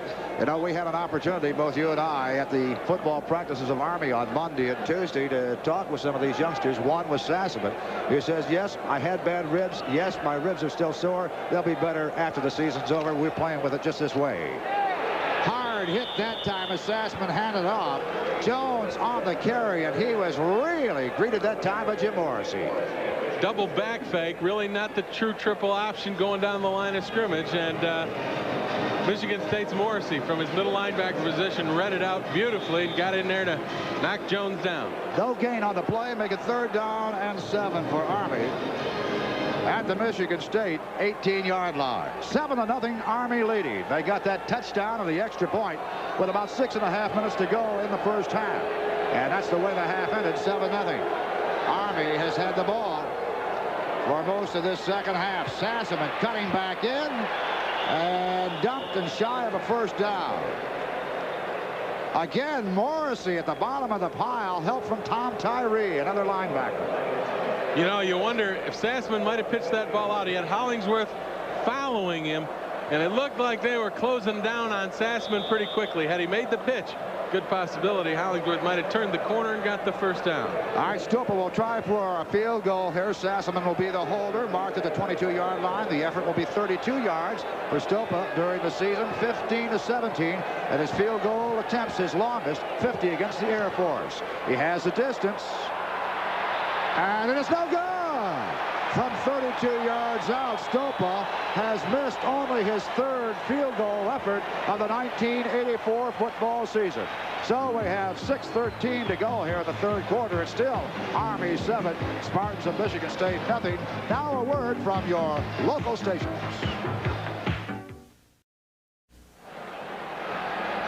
So the Spartans of Michigan State get out of a tight squeeze that time on a missed field goal by Stupa of Army. It remains 7-0. And the Spartans going on the attack for the 2nd time here in the 3rd quarter. Urema going down the sideline. He's got Norman open, overthrows it, almost intercepted. Gundlach almost pulled off his third interception of the afternoon. Urema firing high and wide that time by about 4 yards. Today's attendance at the Silverdome, 70,332 for this first ever Cherry Bowl game. And this is really, truly, I think, going to be a great event as we take a look at Dave Urema going back, trying to hit the big play once again, this time going down the sideline to Dempsey Norman. Army is running a double zone with the safeties just playing a simple center field zone back there. Pavic reacts to the ball very, very well. Draw play this time. Lorenzo White on the draw, successful, has the first down after he crosses the 30-yard line, his own 30, and brought down finally by Gentile. Gentile, of course, a senior out of Satellite Beach, Florida, and probably the strong man, quickest man on defense for the Army Cadets. So the Spartans have a first down, trying to get something on the board, trailing by a score of 7-0. White on that carry now with a total of 101 yards so far this afternoon for Michigan State. 1st and 10. Right side, tight end. That time Vino Belt jumping the count and moving offside. And so the Spartans, for the first time, have had something go astray as far as from the line of scrimmage and jumping that count. Hollingsworth, closest man to your picture here. Meanwhile, the 5 yards marked off against Michigan State. Dead ball, illegal procedure on the offense, first down. Dave Bauer of the Mid-American Conference, our referee this afternoon. In fact, all of our officials, in case you didn't join us at the beginning of our telecast, from the Mid-American Conference. Sassaman down on the bench talking to the coaches up in the press box, getting an idea of what he can do with that option to make it go a little better against the Spartan defense. 1st and 15 for Michigan State. The fake this time to the fullback, and a little swing pass out to Lorenzo White. He's not going to go anyplace, and driven out of bounds by Kermit McKelvey. Cornerback from the right side, moving up quickly. The reaction of the Army defense is probably the most surprising thing that we've seen this afternoon. The fact that Michigan State has done well running between the tackles and with their pitch sweep. When they've thrown that little swing pass, Gentile or McKelvey, they're just there in a hurry. Army's well-coached, well-disciplined defensive team. They get to the ball in a hurry. Michigan State faced with 2nd and 15 now. Line of scrimmage at the Spartans' 26-yard line. We're in the 3rd quarter of the Cherry Bowl. And Urema trying to go to the air, does successful that time to his tight end, Butch Roll, for his 3rd reception of the afternoon. He'll be shy of a first down by about 4 or 5 yards. So it'll make it 3rd and 5 for Michigan State at the 38-yard line of the Spartans. And the way the Army defensive secondary is playing Michigan State, that might be the pass to go to. The intermediate pass underneath that deep umbrella coverage. Their speedster wide receiver Ingram split wide to the right, Norman wide to the left. That wing back position with Morris on the wing on the left side. Gates, the fullback on the carry, goes nowhere. Was looking for some blocking, just about got to the line of scrimmage, and that's all. And the Spartans faced with a 4th down and still 5 yards to go. I think it's pretty safe to say that Army has adjusted pretty well to that pitch sweep, because they have shut it down almost totally here in the 2nd half. Gentile in there to make the tackle for Army. And meanwhile, Army sending Londo, the deep man, number 13, back. Silver, number 19, the closest man to the bottom of your screen. Ralph Mozinko, the punter and specialist, averaging over 55 yards with punts this afternoon. Drills another beautiful one. This one will bounce at the 1 and bounces around, doesn't go in, and down at the Army 1-yard line. So Michigan State bottling them up, and Moore coming in there. Tim Moore, the linebacker, and on the special teams, downs that ball just around the 1-yard line of Army. A timeout on the field, 3:51 to go in the 3rd quarter. Army 7, Michigan State nothing here at the Cherry Bowl. Join us Monday night, December 31st for the Bluebonnet Bowl from the Houston Astrodome in Houston, Texas. TCU, the surprise of the Southwest Conference, takes on West Virginia. Remember, New Year's Eve, the Bluebonnet Bowl. We talked at the top of the show of what an effective weapon Ralph Mozienko could be. Well, here is a classic example. He hits this one 56 yards. And the thing that's key is it turns over and heads point down at the 1-yard line. It bounces sideways. Michigan State covers. That is a very, very valuable weapon when you got a foot like that that can nail somebody deep in their own territory. No doubt about it. Army, after that punt, came out the line of scrimmage. They gave the call to their fullback, Black, who carried it up to the 3-yard line, got 2 yards on the carry from the 1 to the 3. Second down now for Army, and 8 yards at the Army 4-yard line. Partisan Michigan State fans trying to interrupt that call that time. Could not do it. Hollingsworth, or rather Jones, on the carry that time. Trying the right side. Phil Parker moving up quickly to make the stop, and moves that ball up close to the 8-yard line of Army. So they're faced now with a 3rd and 4 yards. You see, Army offensively has gone to the fullback twice in a row, coming out of their own end zone. Now you expect him to go outside, fake to the fullback, try the wishbone either way. Bobbitt and Tyree check in for Michigan State defensively. And Sassaman going outside and wrapped up there. Moving in quickly was a linebacker, Tom Tyree. The play was there to make it go. The fact that Tyree beat the block, that is the key. He was a man that was supposed to be blocked. Coming down the line of scrimmage to the left of the screen. Tyree gets off the block of number 33, Hollingsworth, and is able to get outside. When Sassaman tries to turn it up, there's no one there. 4th down and 5. Krawczyk kicking from his end zone. Partially blocked by the Spartans, bouncing around at the 20 and down by Michigan State. Winding up with the ball, Craig Smith, an outside linebacker, number 80.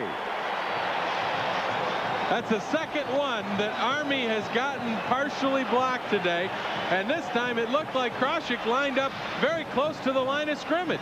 He didn't line up very far away from the center, and that allowed Michigan State to get in there.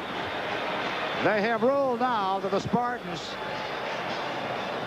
had been stopped at the 27-yard line. That's where they'll start it right after we have a commercial word with 1:48 to go, and Army leading Michigan State 7-0.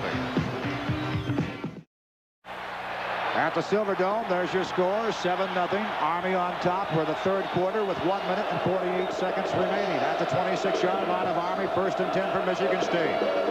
Young Greg Smith will remember that one, a freshman, as he came up with that block punt. White getting outside, finally driven out of bounds at the 20-yard line of Army. Boy, it took a long time for that play really to develop. Exactly, but the play was not blocked well. This is just speed on the part of Lorenzo White. You see Rooney, 54, got in, no problem. White just turned on the after jets and got outside to get yardage. White gets 6 yards on that carry. Bob Silver's the man that drove him out of bounds. 2nd and 4 for Michigan State at the Army 20-yard line. 1:41 to go in the 3rd quarter. Army leading by a score of 7-0. That touchdown came midway through the 2nd quarter. This time it's the fullback, Gates, carrying straight ahead. Gets close to the 18-yard line, and linebacker John Roney was in there to haul him in. Young man out of Yorba Linda, California. A reminder that there will be a Most Valuable Player Award for both offense and defense at today's Cherry Bowl game. A $1,000 scholarship will be given to the individual players, awarded to them, to their respective schools. A scholarship donated by the Michigan Sugar Company, and each MVP will also receive a trophy for their effort. 3rd and 2 at the 18 of Army for Michigan State, facing 2 yards for a 1st down. Pitch going to White, trying to get outside, cuts back in, fumble. Army has recovered, and Jim Jennings, a tackle on top of that football. I'll tell you what, Michigan State is just self-destructing on offense today, and Army's very opportunistic. Watch Rob Alsace come in. No, it's Tom Malloy, 44. He just strips the ball. Jennings on the ground, ball pops right to him. Army gets the ball back on the big turnover. And you see it again here. Watch Malloy, 44, fighting off the block. Then he just gets a hand on the ball and pops it free. Bounces right to Jennings. I'll tell you, this Army defense bends, Ray, but they don't break. Jim Jennings, a young man, a senior out of New Brunswick, New Jersey, receiving congratulations over there at the cadets bench. And so Army has avoided any problem again for the third time this afternoon. That ball at the 21-yard line of the cadets. Sassaman calling the signals. And rolling to his left. Found a hole. Got good yardage that time across the 30-yard line. Driven out of bounds by Tyree. Same play that they ran on the goal line that Sassaman didn't get outside on, but this time he does. Watch 32 Black. This time Black rolls through the end of line of scrimmage. Now he will pick up Parker. Parker is the safety assigned to go with Sassaman. Sassaman turns the corner, and then it is number 28. Tom Tyree, the linebacker, who gets over there to make the hit. And I'll tell you, Sassaman has taken a beating today, but on that play picked up 9 yards. If he does it all afternoon, I imagine he'll say the hits were worth it.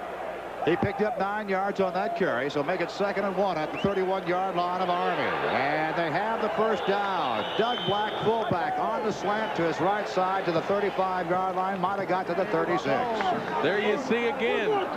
Sassaman goes outside. The play before gets 9 yards. Michigan State defensively starts thinking outside.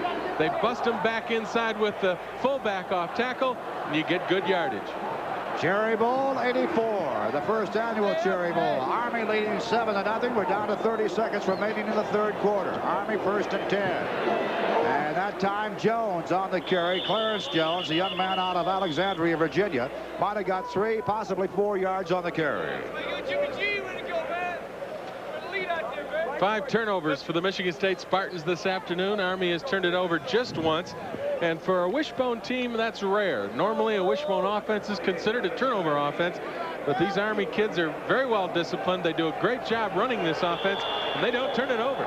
That was their success during the regular season, not coughing up that ball on a very difficult offense, the wishbone. That's the story of the third quarter, and it's the end of the third quarter. Army leading by a score of 7-0 over Michigan State. 1985 sees the return of the National Invitational Basketball Tournament to the Ms. Lou Television Network. America's top college teams will put the nation's oldest basketball title on the line over many of these same stations. That's the NIT Finals, Friday night, March 29th, right here on Ms. Lou TV Sports. Around Pontiac and the area of Detroit, it's around Michigan, it's Christmas time, and we hope that you're in the holiday spirit. Glad to have you along on Ms. Lou. We start the fourth quarter. Army in possession. And a pitch this time coming around as Black on the carry.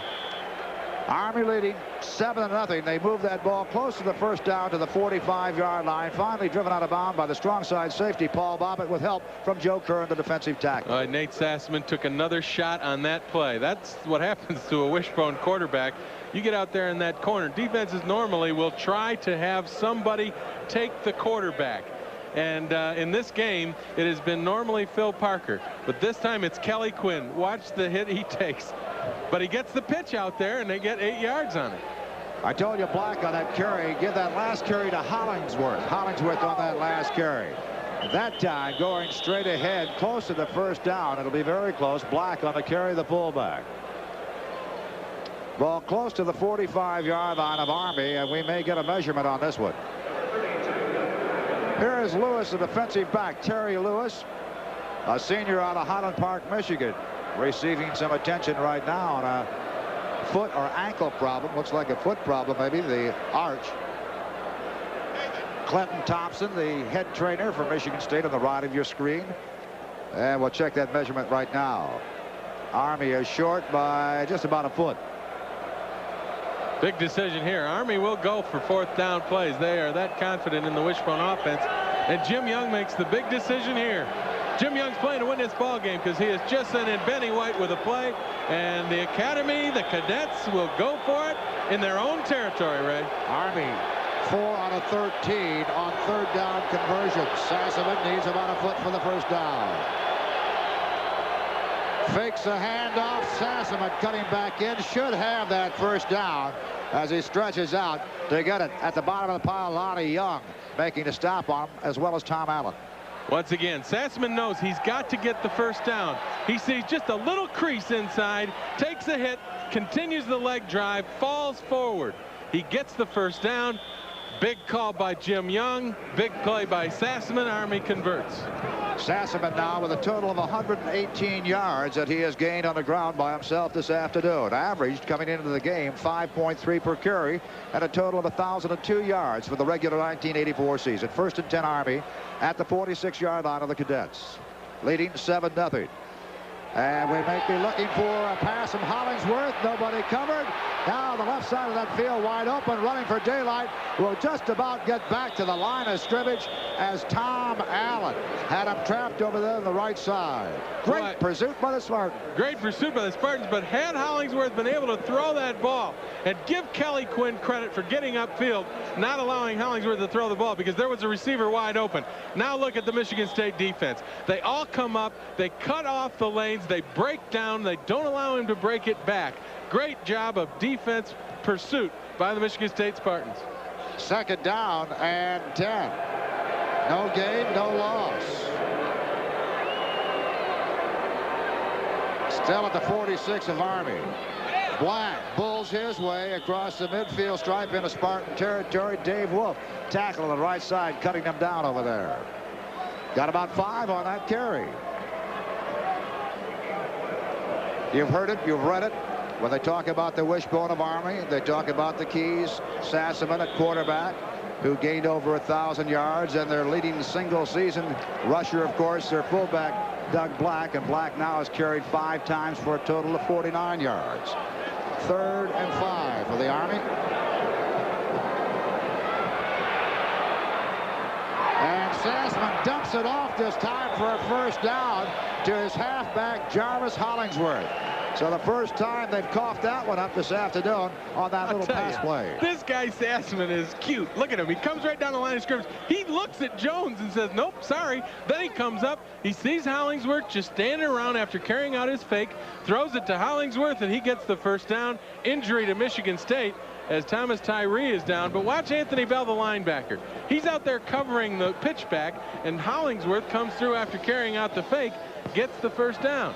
Meanwhile, Thomas Tyree, Michigan State Spartan linebacker, is down on the field about the 39-yard line.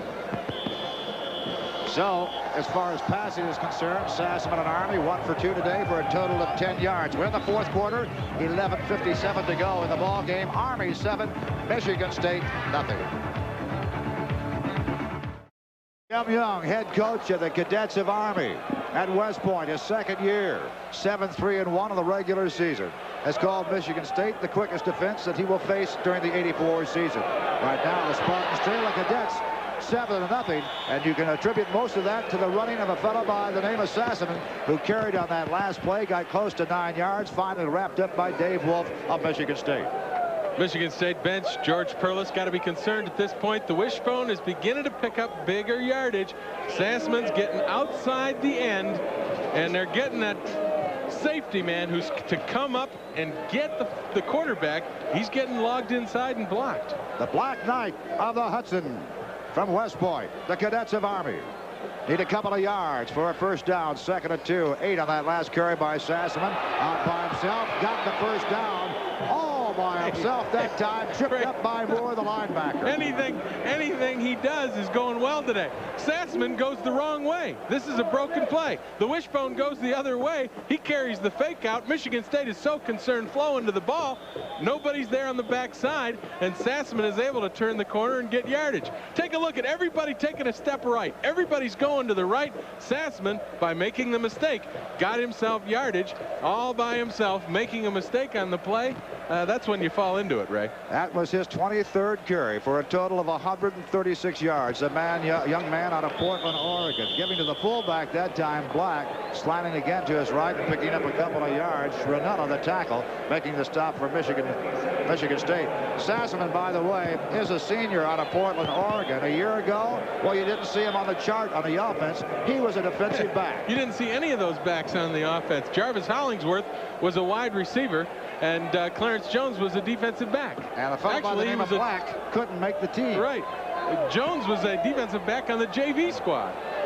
Second down and 8 for Army inside the 25 of Michigan State. Sassaman to Hollingsworth.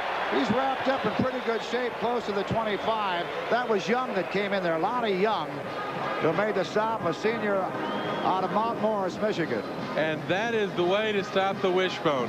Sassaman down the line of scrimmage. He is taken by Tom Allen, number 59. He has to pitch on Allen. Now there's a cornerback out there whose responsibility is the pitchback. That's Lonnie Young. They got nothing out of it because Michigan State defensed it nicely. In fact, lost a couple of yards, so they're back now to 10 yards to go for that first down. And it's Ray, 3rd and 10. The Navy's here. There's a guy from the Naval Academy who's got a Beat Army sign up there. I'm trying to get out of the stadium afterwards. Straight ahead, still outside the 20-yard line, close to the 22. I guess Navy's most, when they're talking about during the football season, their biggest opponent is the guy that they root for the most besides the Naval Academy is the team playing Army. Hollingsworth going off the field. Take a look up front. Army on offense. That's Dave Woolfolk. Woolfolk just continues to go after him. That's real good hard-nosed wishbone blocking. He makes the contact and then sustains. Stopa trying a 38-yard effort right now, distance-wise. He has it. It is good. So Stopa, who earlier had missed a 32-yard field goal effort, makes it on the 38-yard effort with 8:40 to go in the 4th quarter. And that means that Army leading Michigan State now. Army 10, Michigan State Spartans of Lansing, Michigan nothing. We'll be right back after a word from your local stations. Michigan State, and this could be key coming up in the next few minutes after this kickoff return, of getting the ball and doing something with it, because if Army gets it back again with that great ground control, it could be the ball game for the Spartans. Already Army has time of possession 31 minutes and 38 seconds to Michigan State's 19 minutes 32 seconds. Taken now by Michigan State's Dempsey Norman. And Norman just about gets across the 20-yard line, and he was creamed that time by Bill Sorrells.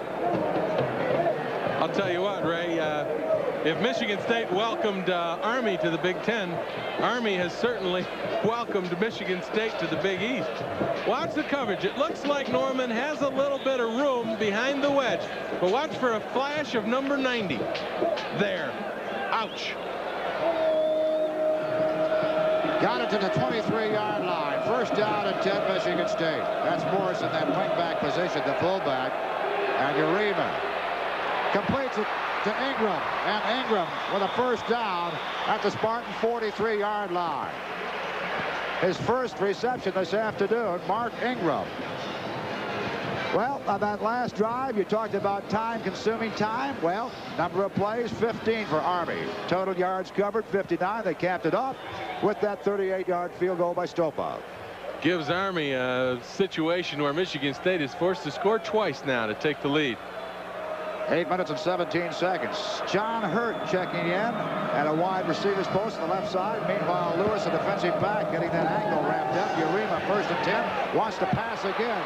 Goes to a short man and completes it. Bobby Morse, the fullback, making the reception and getting into Army territory close to the 47. Well, this is the kind of offense you'd think Michigan State would be running a little bit more often during the day.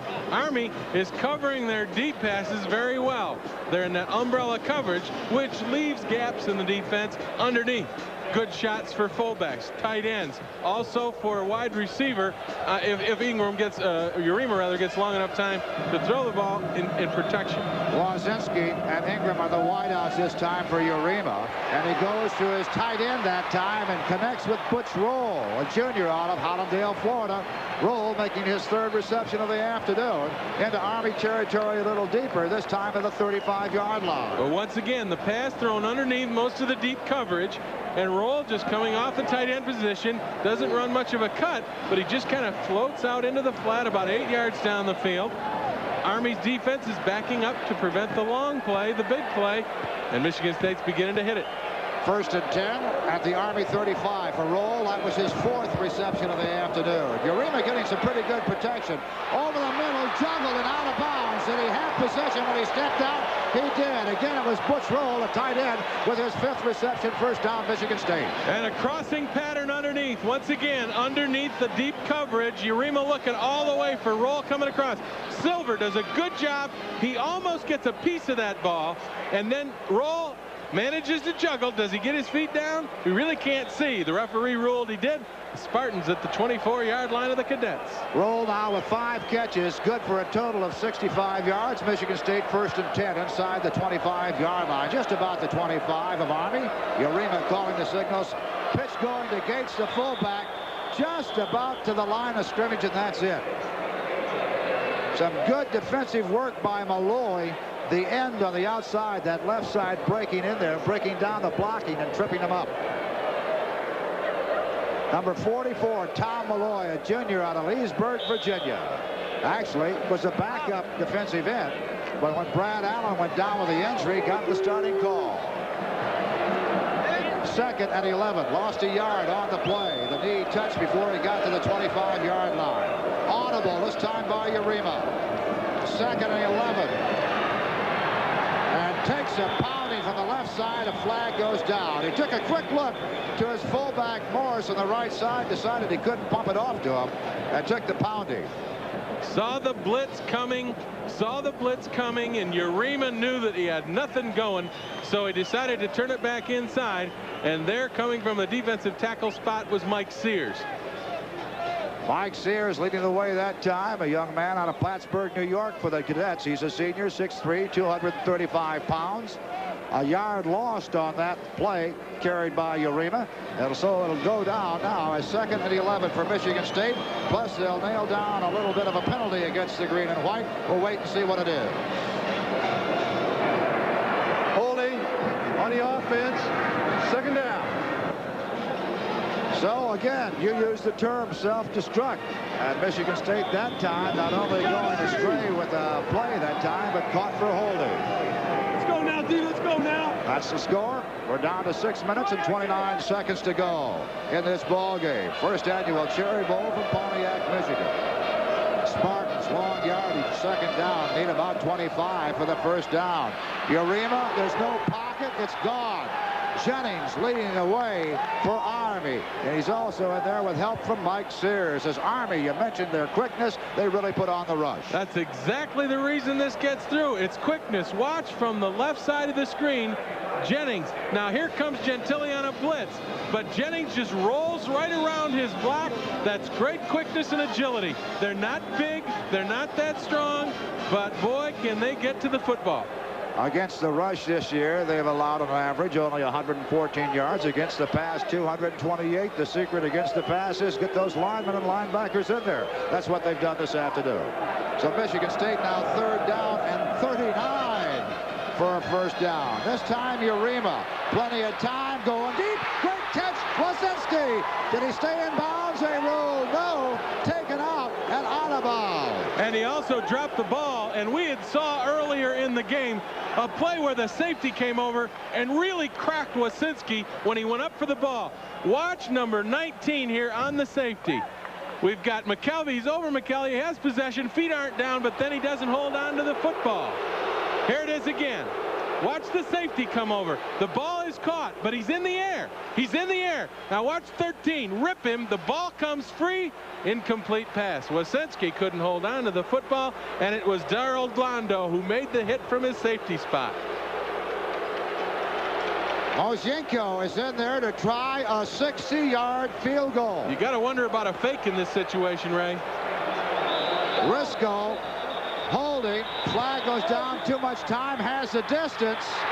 It is good, but a flag went down. Michigan State may have used too much time. Delay of game. They call for that. Unbelievable. Mozienko hits the 60-yarder. He got it over, and then they delayed the game because of too much time. The 30-second clock, 25-second clock rather, had run out.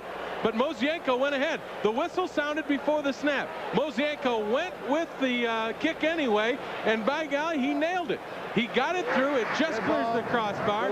Here's the call. On the offense, 4th down. 4th down again. It was called for a delay. Now let's remind you, here's a story of Nozinko. His longest field goal of the year was 54 yards. That came against Purdue. His first effort in collegiate ball was back in 1982 against Illinois when he kicked a 61-yarder. This one will have to be 65 yards. He's going to try it again. Puts his foot into it. He will be short.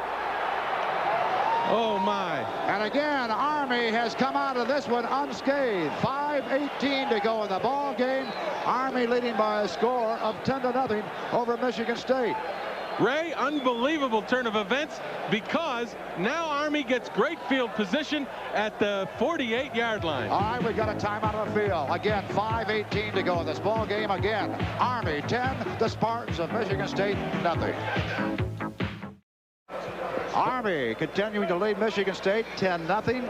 5 minutes, 18 seconds remaining in the ball game. Nozinko tried a 65-yard field goal, and field position belonging to Army now at the Cadets' 48-yard line, 1st and 10. Long count this time by Sasevich.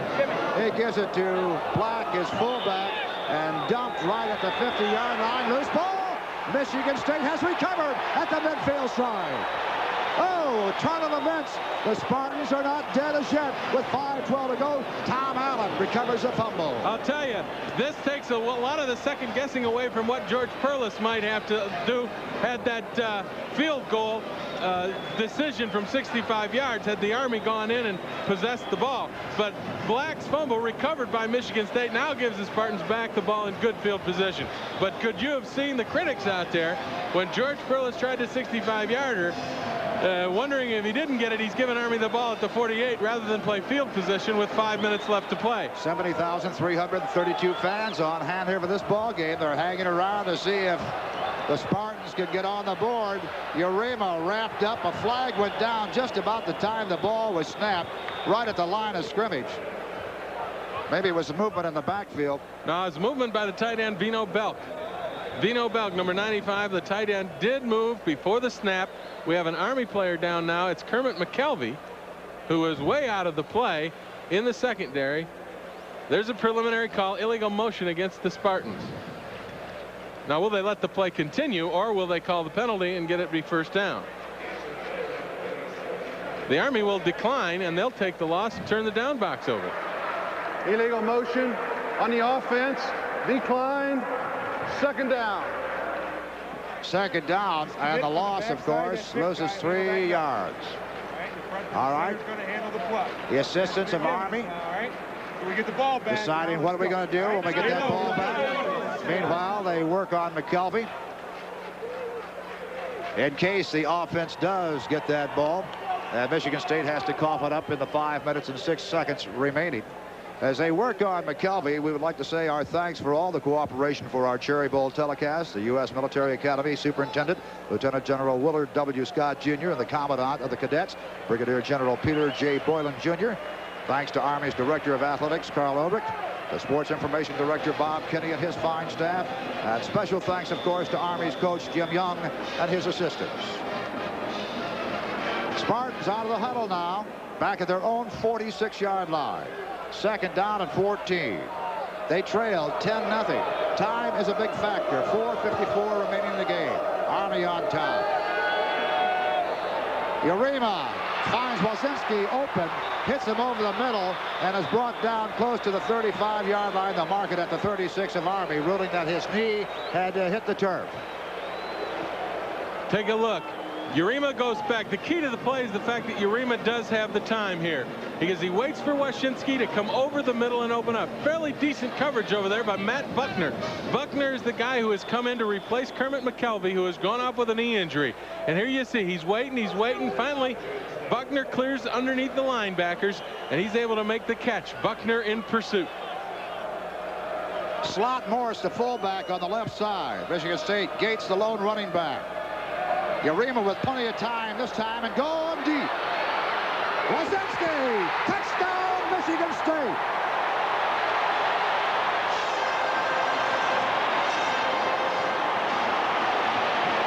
There's the big play we talked about, Ray. And the key of the thing is that Wyshynski adjusted to the ball. Urema actually underthrew Wyshynski, and the defensive backs ran right by him. Pavic goes back. He's by him. He was waiting for the interception, and Wyshynski, all he did was he kind of adjusted back to the ball, caught it about the 1-yard line, and went into the end zone. Watch him adjust back. Watch him stop right here. Now Buckner runs by him, and so does Pavic. Wyshynski backs into the end zone, and smart on Michigan State's part at that point, because they saw McKelvey get hurt. They go to the new man in the secondary, Matt Buckner. Michigan State now possibly looks like going for 2.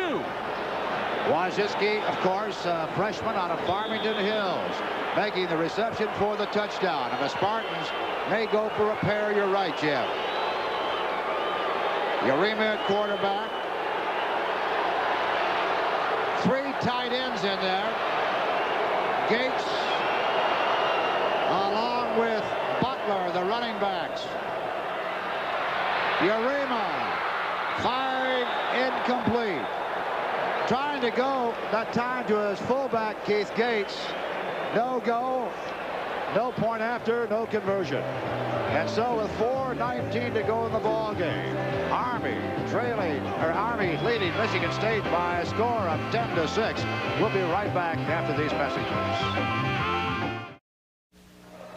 Here we are as Dave Urema goes to the extra point. Now, the thing I don't understand about the play, they run everybody in motion to the right.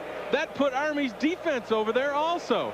And really, it put the defense where Urema wanted to go for that 2-point try. Ray, that I don't understand that call. I would have tried to do something a little bit more spread out to both sides of the field.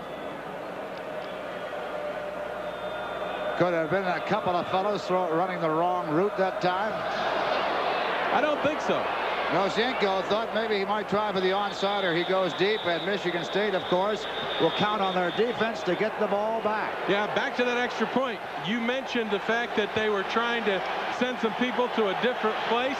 I don't believe so, because they sent the tight end in motion back the same way, and Urema rolled the same way. That put all of Army over to the right side. This is the touchdown pass. Shows perfectly Wyshynski's reaction to the ball. He stops at the 5.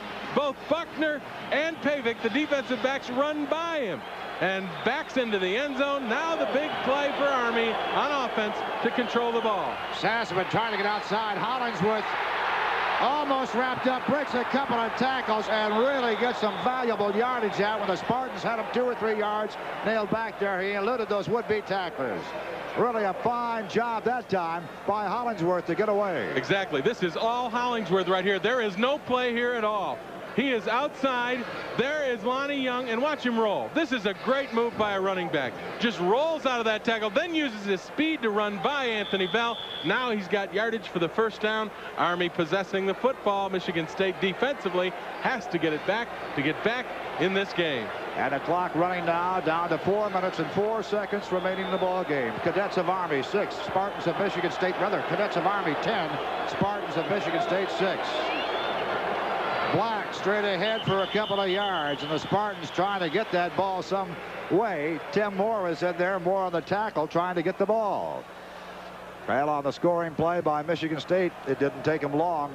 Capitalized, of course, in the long pass. 3 plays, covering 51 yards.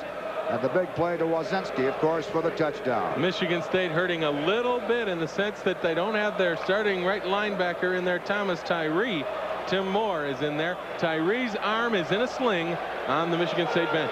Last play, a yard carried for Black. 2nd down and 9 for Army with 3:13 to go. Sassaman trying to get outside on the left side and hits the turf right around the 36-yard line.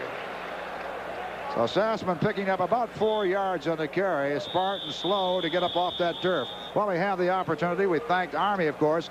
Thank you to Michigan State's President Cecil Mackey, Athletic Director Doug Weaver, Sports Information Director Nick Vista, his assistant Mike Pearson, and all that staff. And thanks for the cooperation from Coach George Peerless and his aides. Also thanks to Tom Martin, President of the Cherry Bowl, Mike Mills, Director of Communications and Public Relations, to make this first annual Cherry Bowl a success.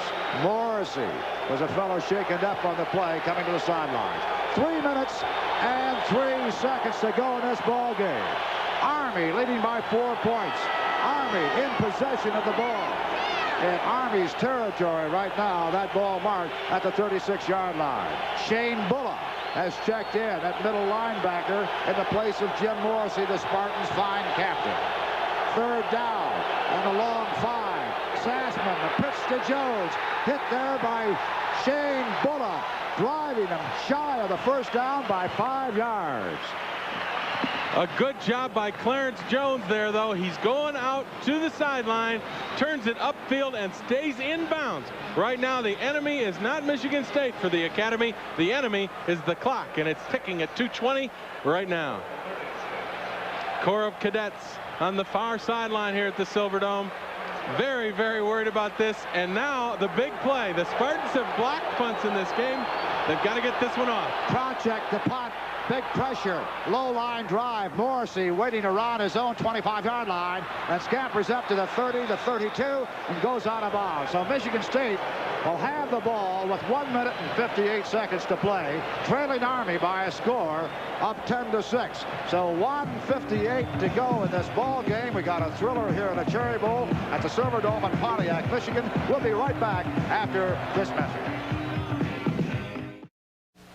George Perlis and staff hoping that a minute and 58 will be enough. Meanwhile, Jim Young looking at the clock, hoping that it will not be inevitable that State can get on the board. They trail by 4. They need a touchdown. Urema back in passing situation. Has to roll out of the pocket. Still looking for somebody. And incomplete on the far sidelines right in front of the Army bench, intended for the tight end Butch Roll. So we're down to a minute and 49 seconds. Army leading 10-6. And Michigan State faced now with 2nd and 10. Here in our booth, we've had a lot of help. Bows to our statistician, Jim Snyder, to our excellent spotter from Jersey, Jim Trabulik has been our stage manager. Jimmy, thank you so much. Nice to be able to work with producer Red Springer. And calling the shots, our director, Roger Schwing. Our Cherry Bowl liaison and coordinator has been Robert Lipson. Michigan State at its own 32-yard line, 2nd and 10. On this initial Cherry Bowl, over 70,000 on hand at Pontiac Silverdome. Urema fighting for his life, completes it to his fullback, Gates, breaks a tackle, struggles to the 39-yard line of the Spartans, shy of a first down by 3 yards. Great job by Ulsa's 46, the middle guard. He's coming on a pass rush. He's coming on a pass rush. Number 46 from the middle of your screen. He reads the screen and gets over to get Gates. Gates gets the ball. He's got blockers, but Ulsa's 46. There he is. He plays off one block. He plays off Wojciechowski, and then holds on for dear life to Gates' leg. Great play by a defensive lineman in a situation like that. You think after the pass is thrown, the defensive lineman just kind of relaxed, look downfield.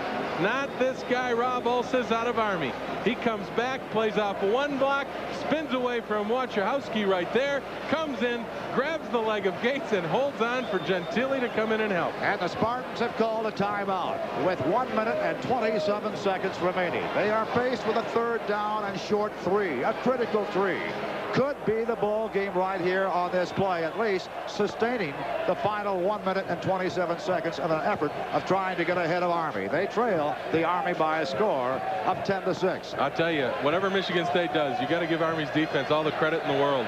Nobody gave them a chance to really do much of anything against Michigan State in this game, and they have literally played Michigan State to a standstill. White, the lone back. In the wing is Morris.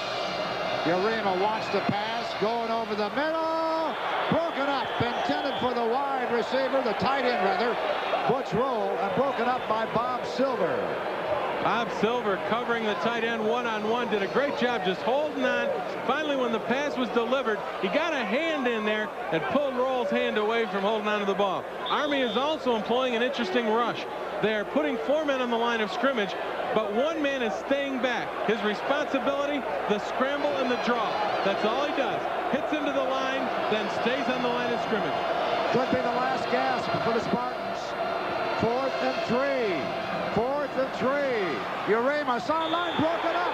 Intended for Roll. Again, Silver, the same man that broke up the last play, got his hand in there, flicked the ball away. And Army Army, with 1 minute and 17 seconds, will take over in Michigan State's territory. Boy, you got to give Rob Silver a lot of credit. They came back with the same play again. They just wanted to get the ball over first down yardage and get the first down. Silver on roll, man-to-man. He waits till the ball gets there. Watch him dive. There it is, right in front. No interference. Great defensive secondary play. The Corps cadets are really ecstatic over there right now. George Perlis chewing that gum and wondering, well, does he second-guess himself? His ball club trailing right now by a score of 10-6. Army with 1 minute and 17 seconds remaining. Sassaman calling the signals at the Spartan 40-yard line.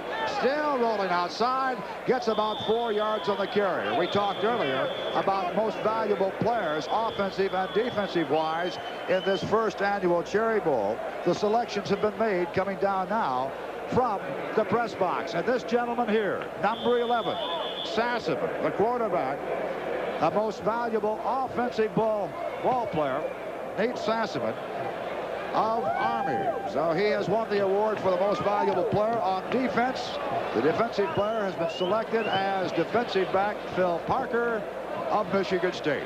I'll tell you, Ray, the selection of Phil Parker is a good one. I don't have much of an argument with it, although I will say that look at the Army defense and what they've done today, holding Michigan State to really 1 touchdown, and that is a long pass they had covered well.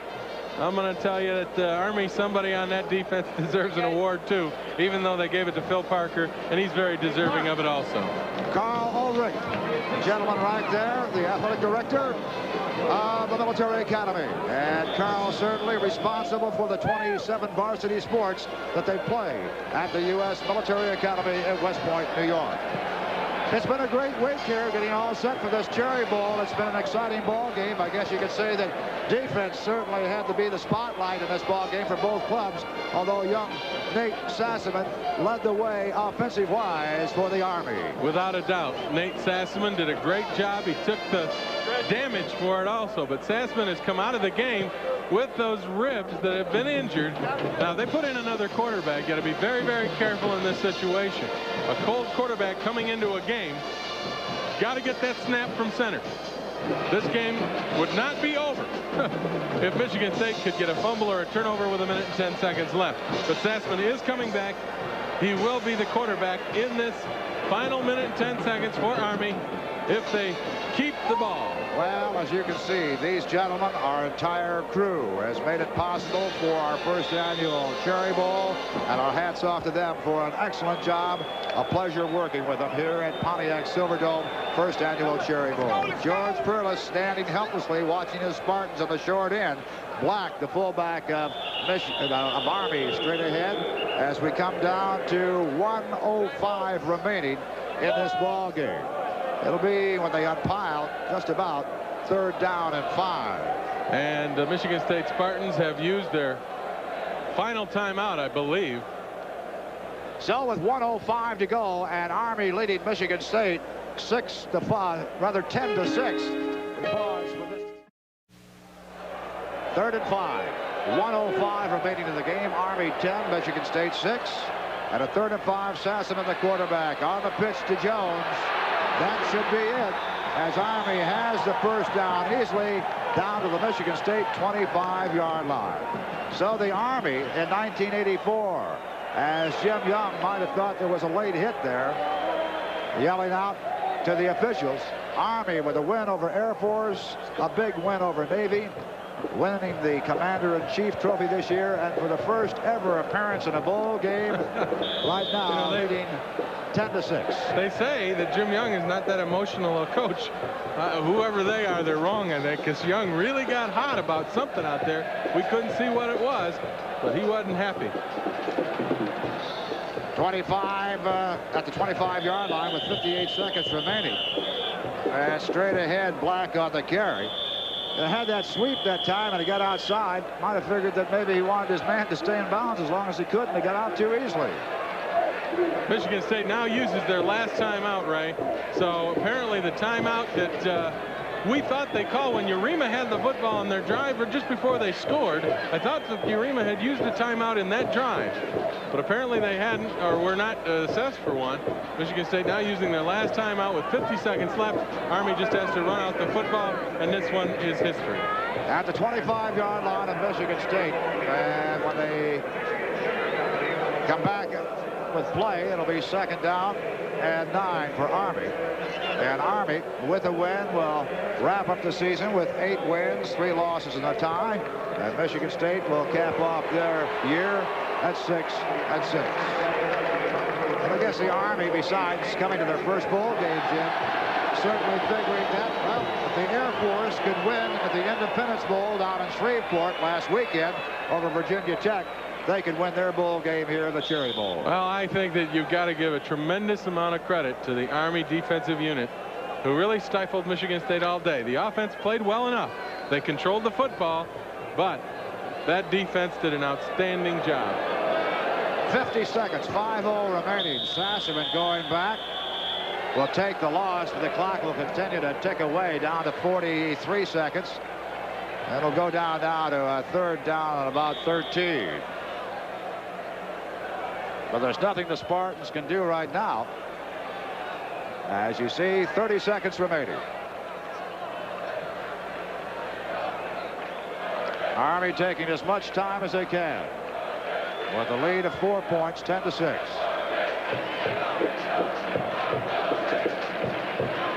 That should do it. That should be the last play of the ball game. We'll say once again, thank you very much for joining us for our first annual Cherry Bowl from Pontiac, Michigan, on the Mizzlou Television Network. Hope you enjoyed it. The final score, Army 10, Michigan State 6. Speaking for Jim Brandstetter, Ray Lane saying so long, everybody.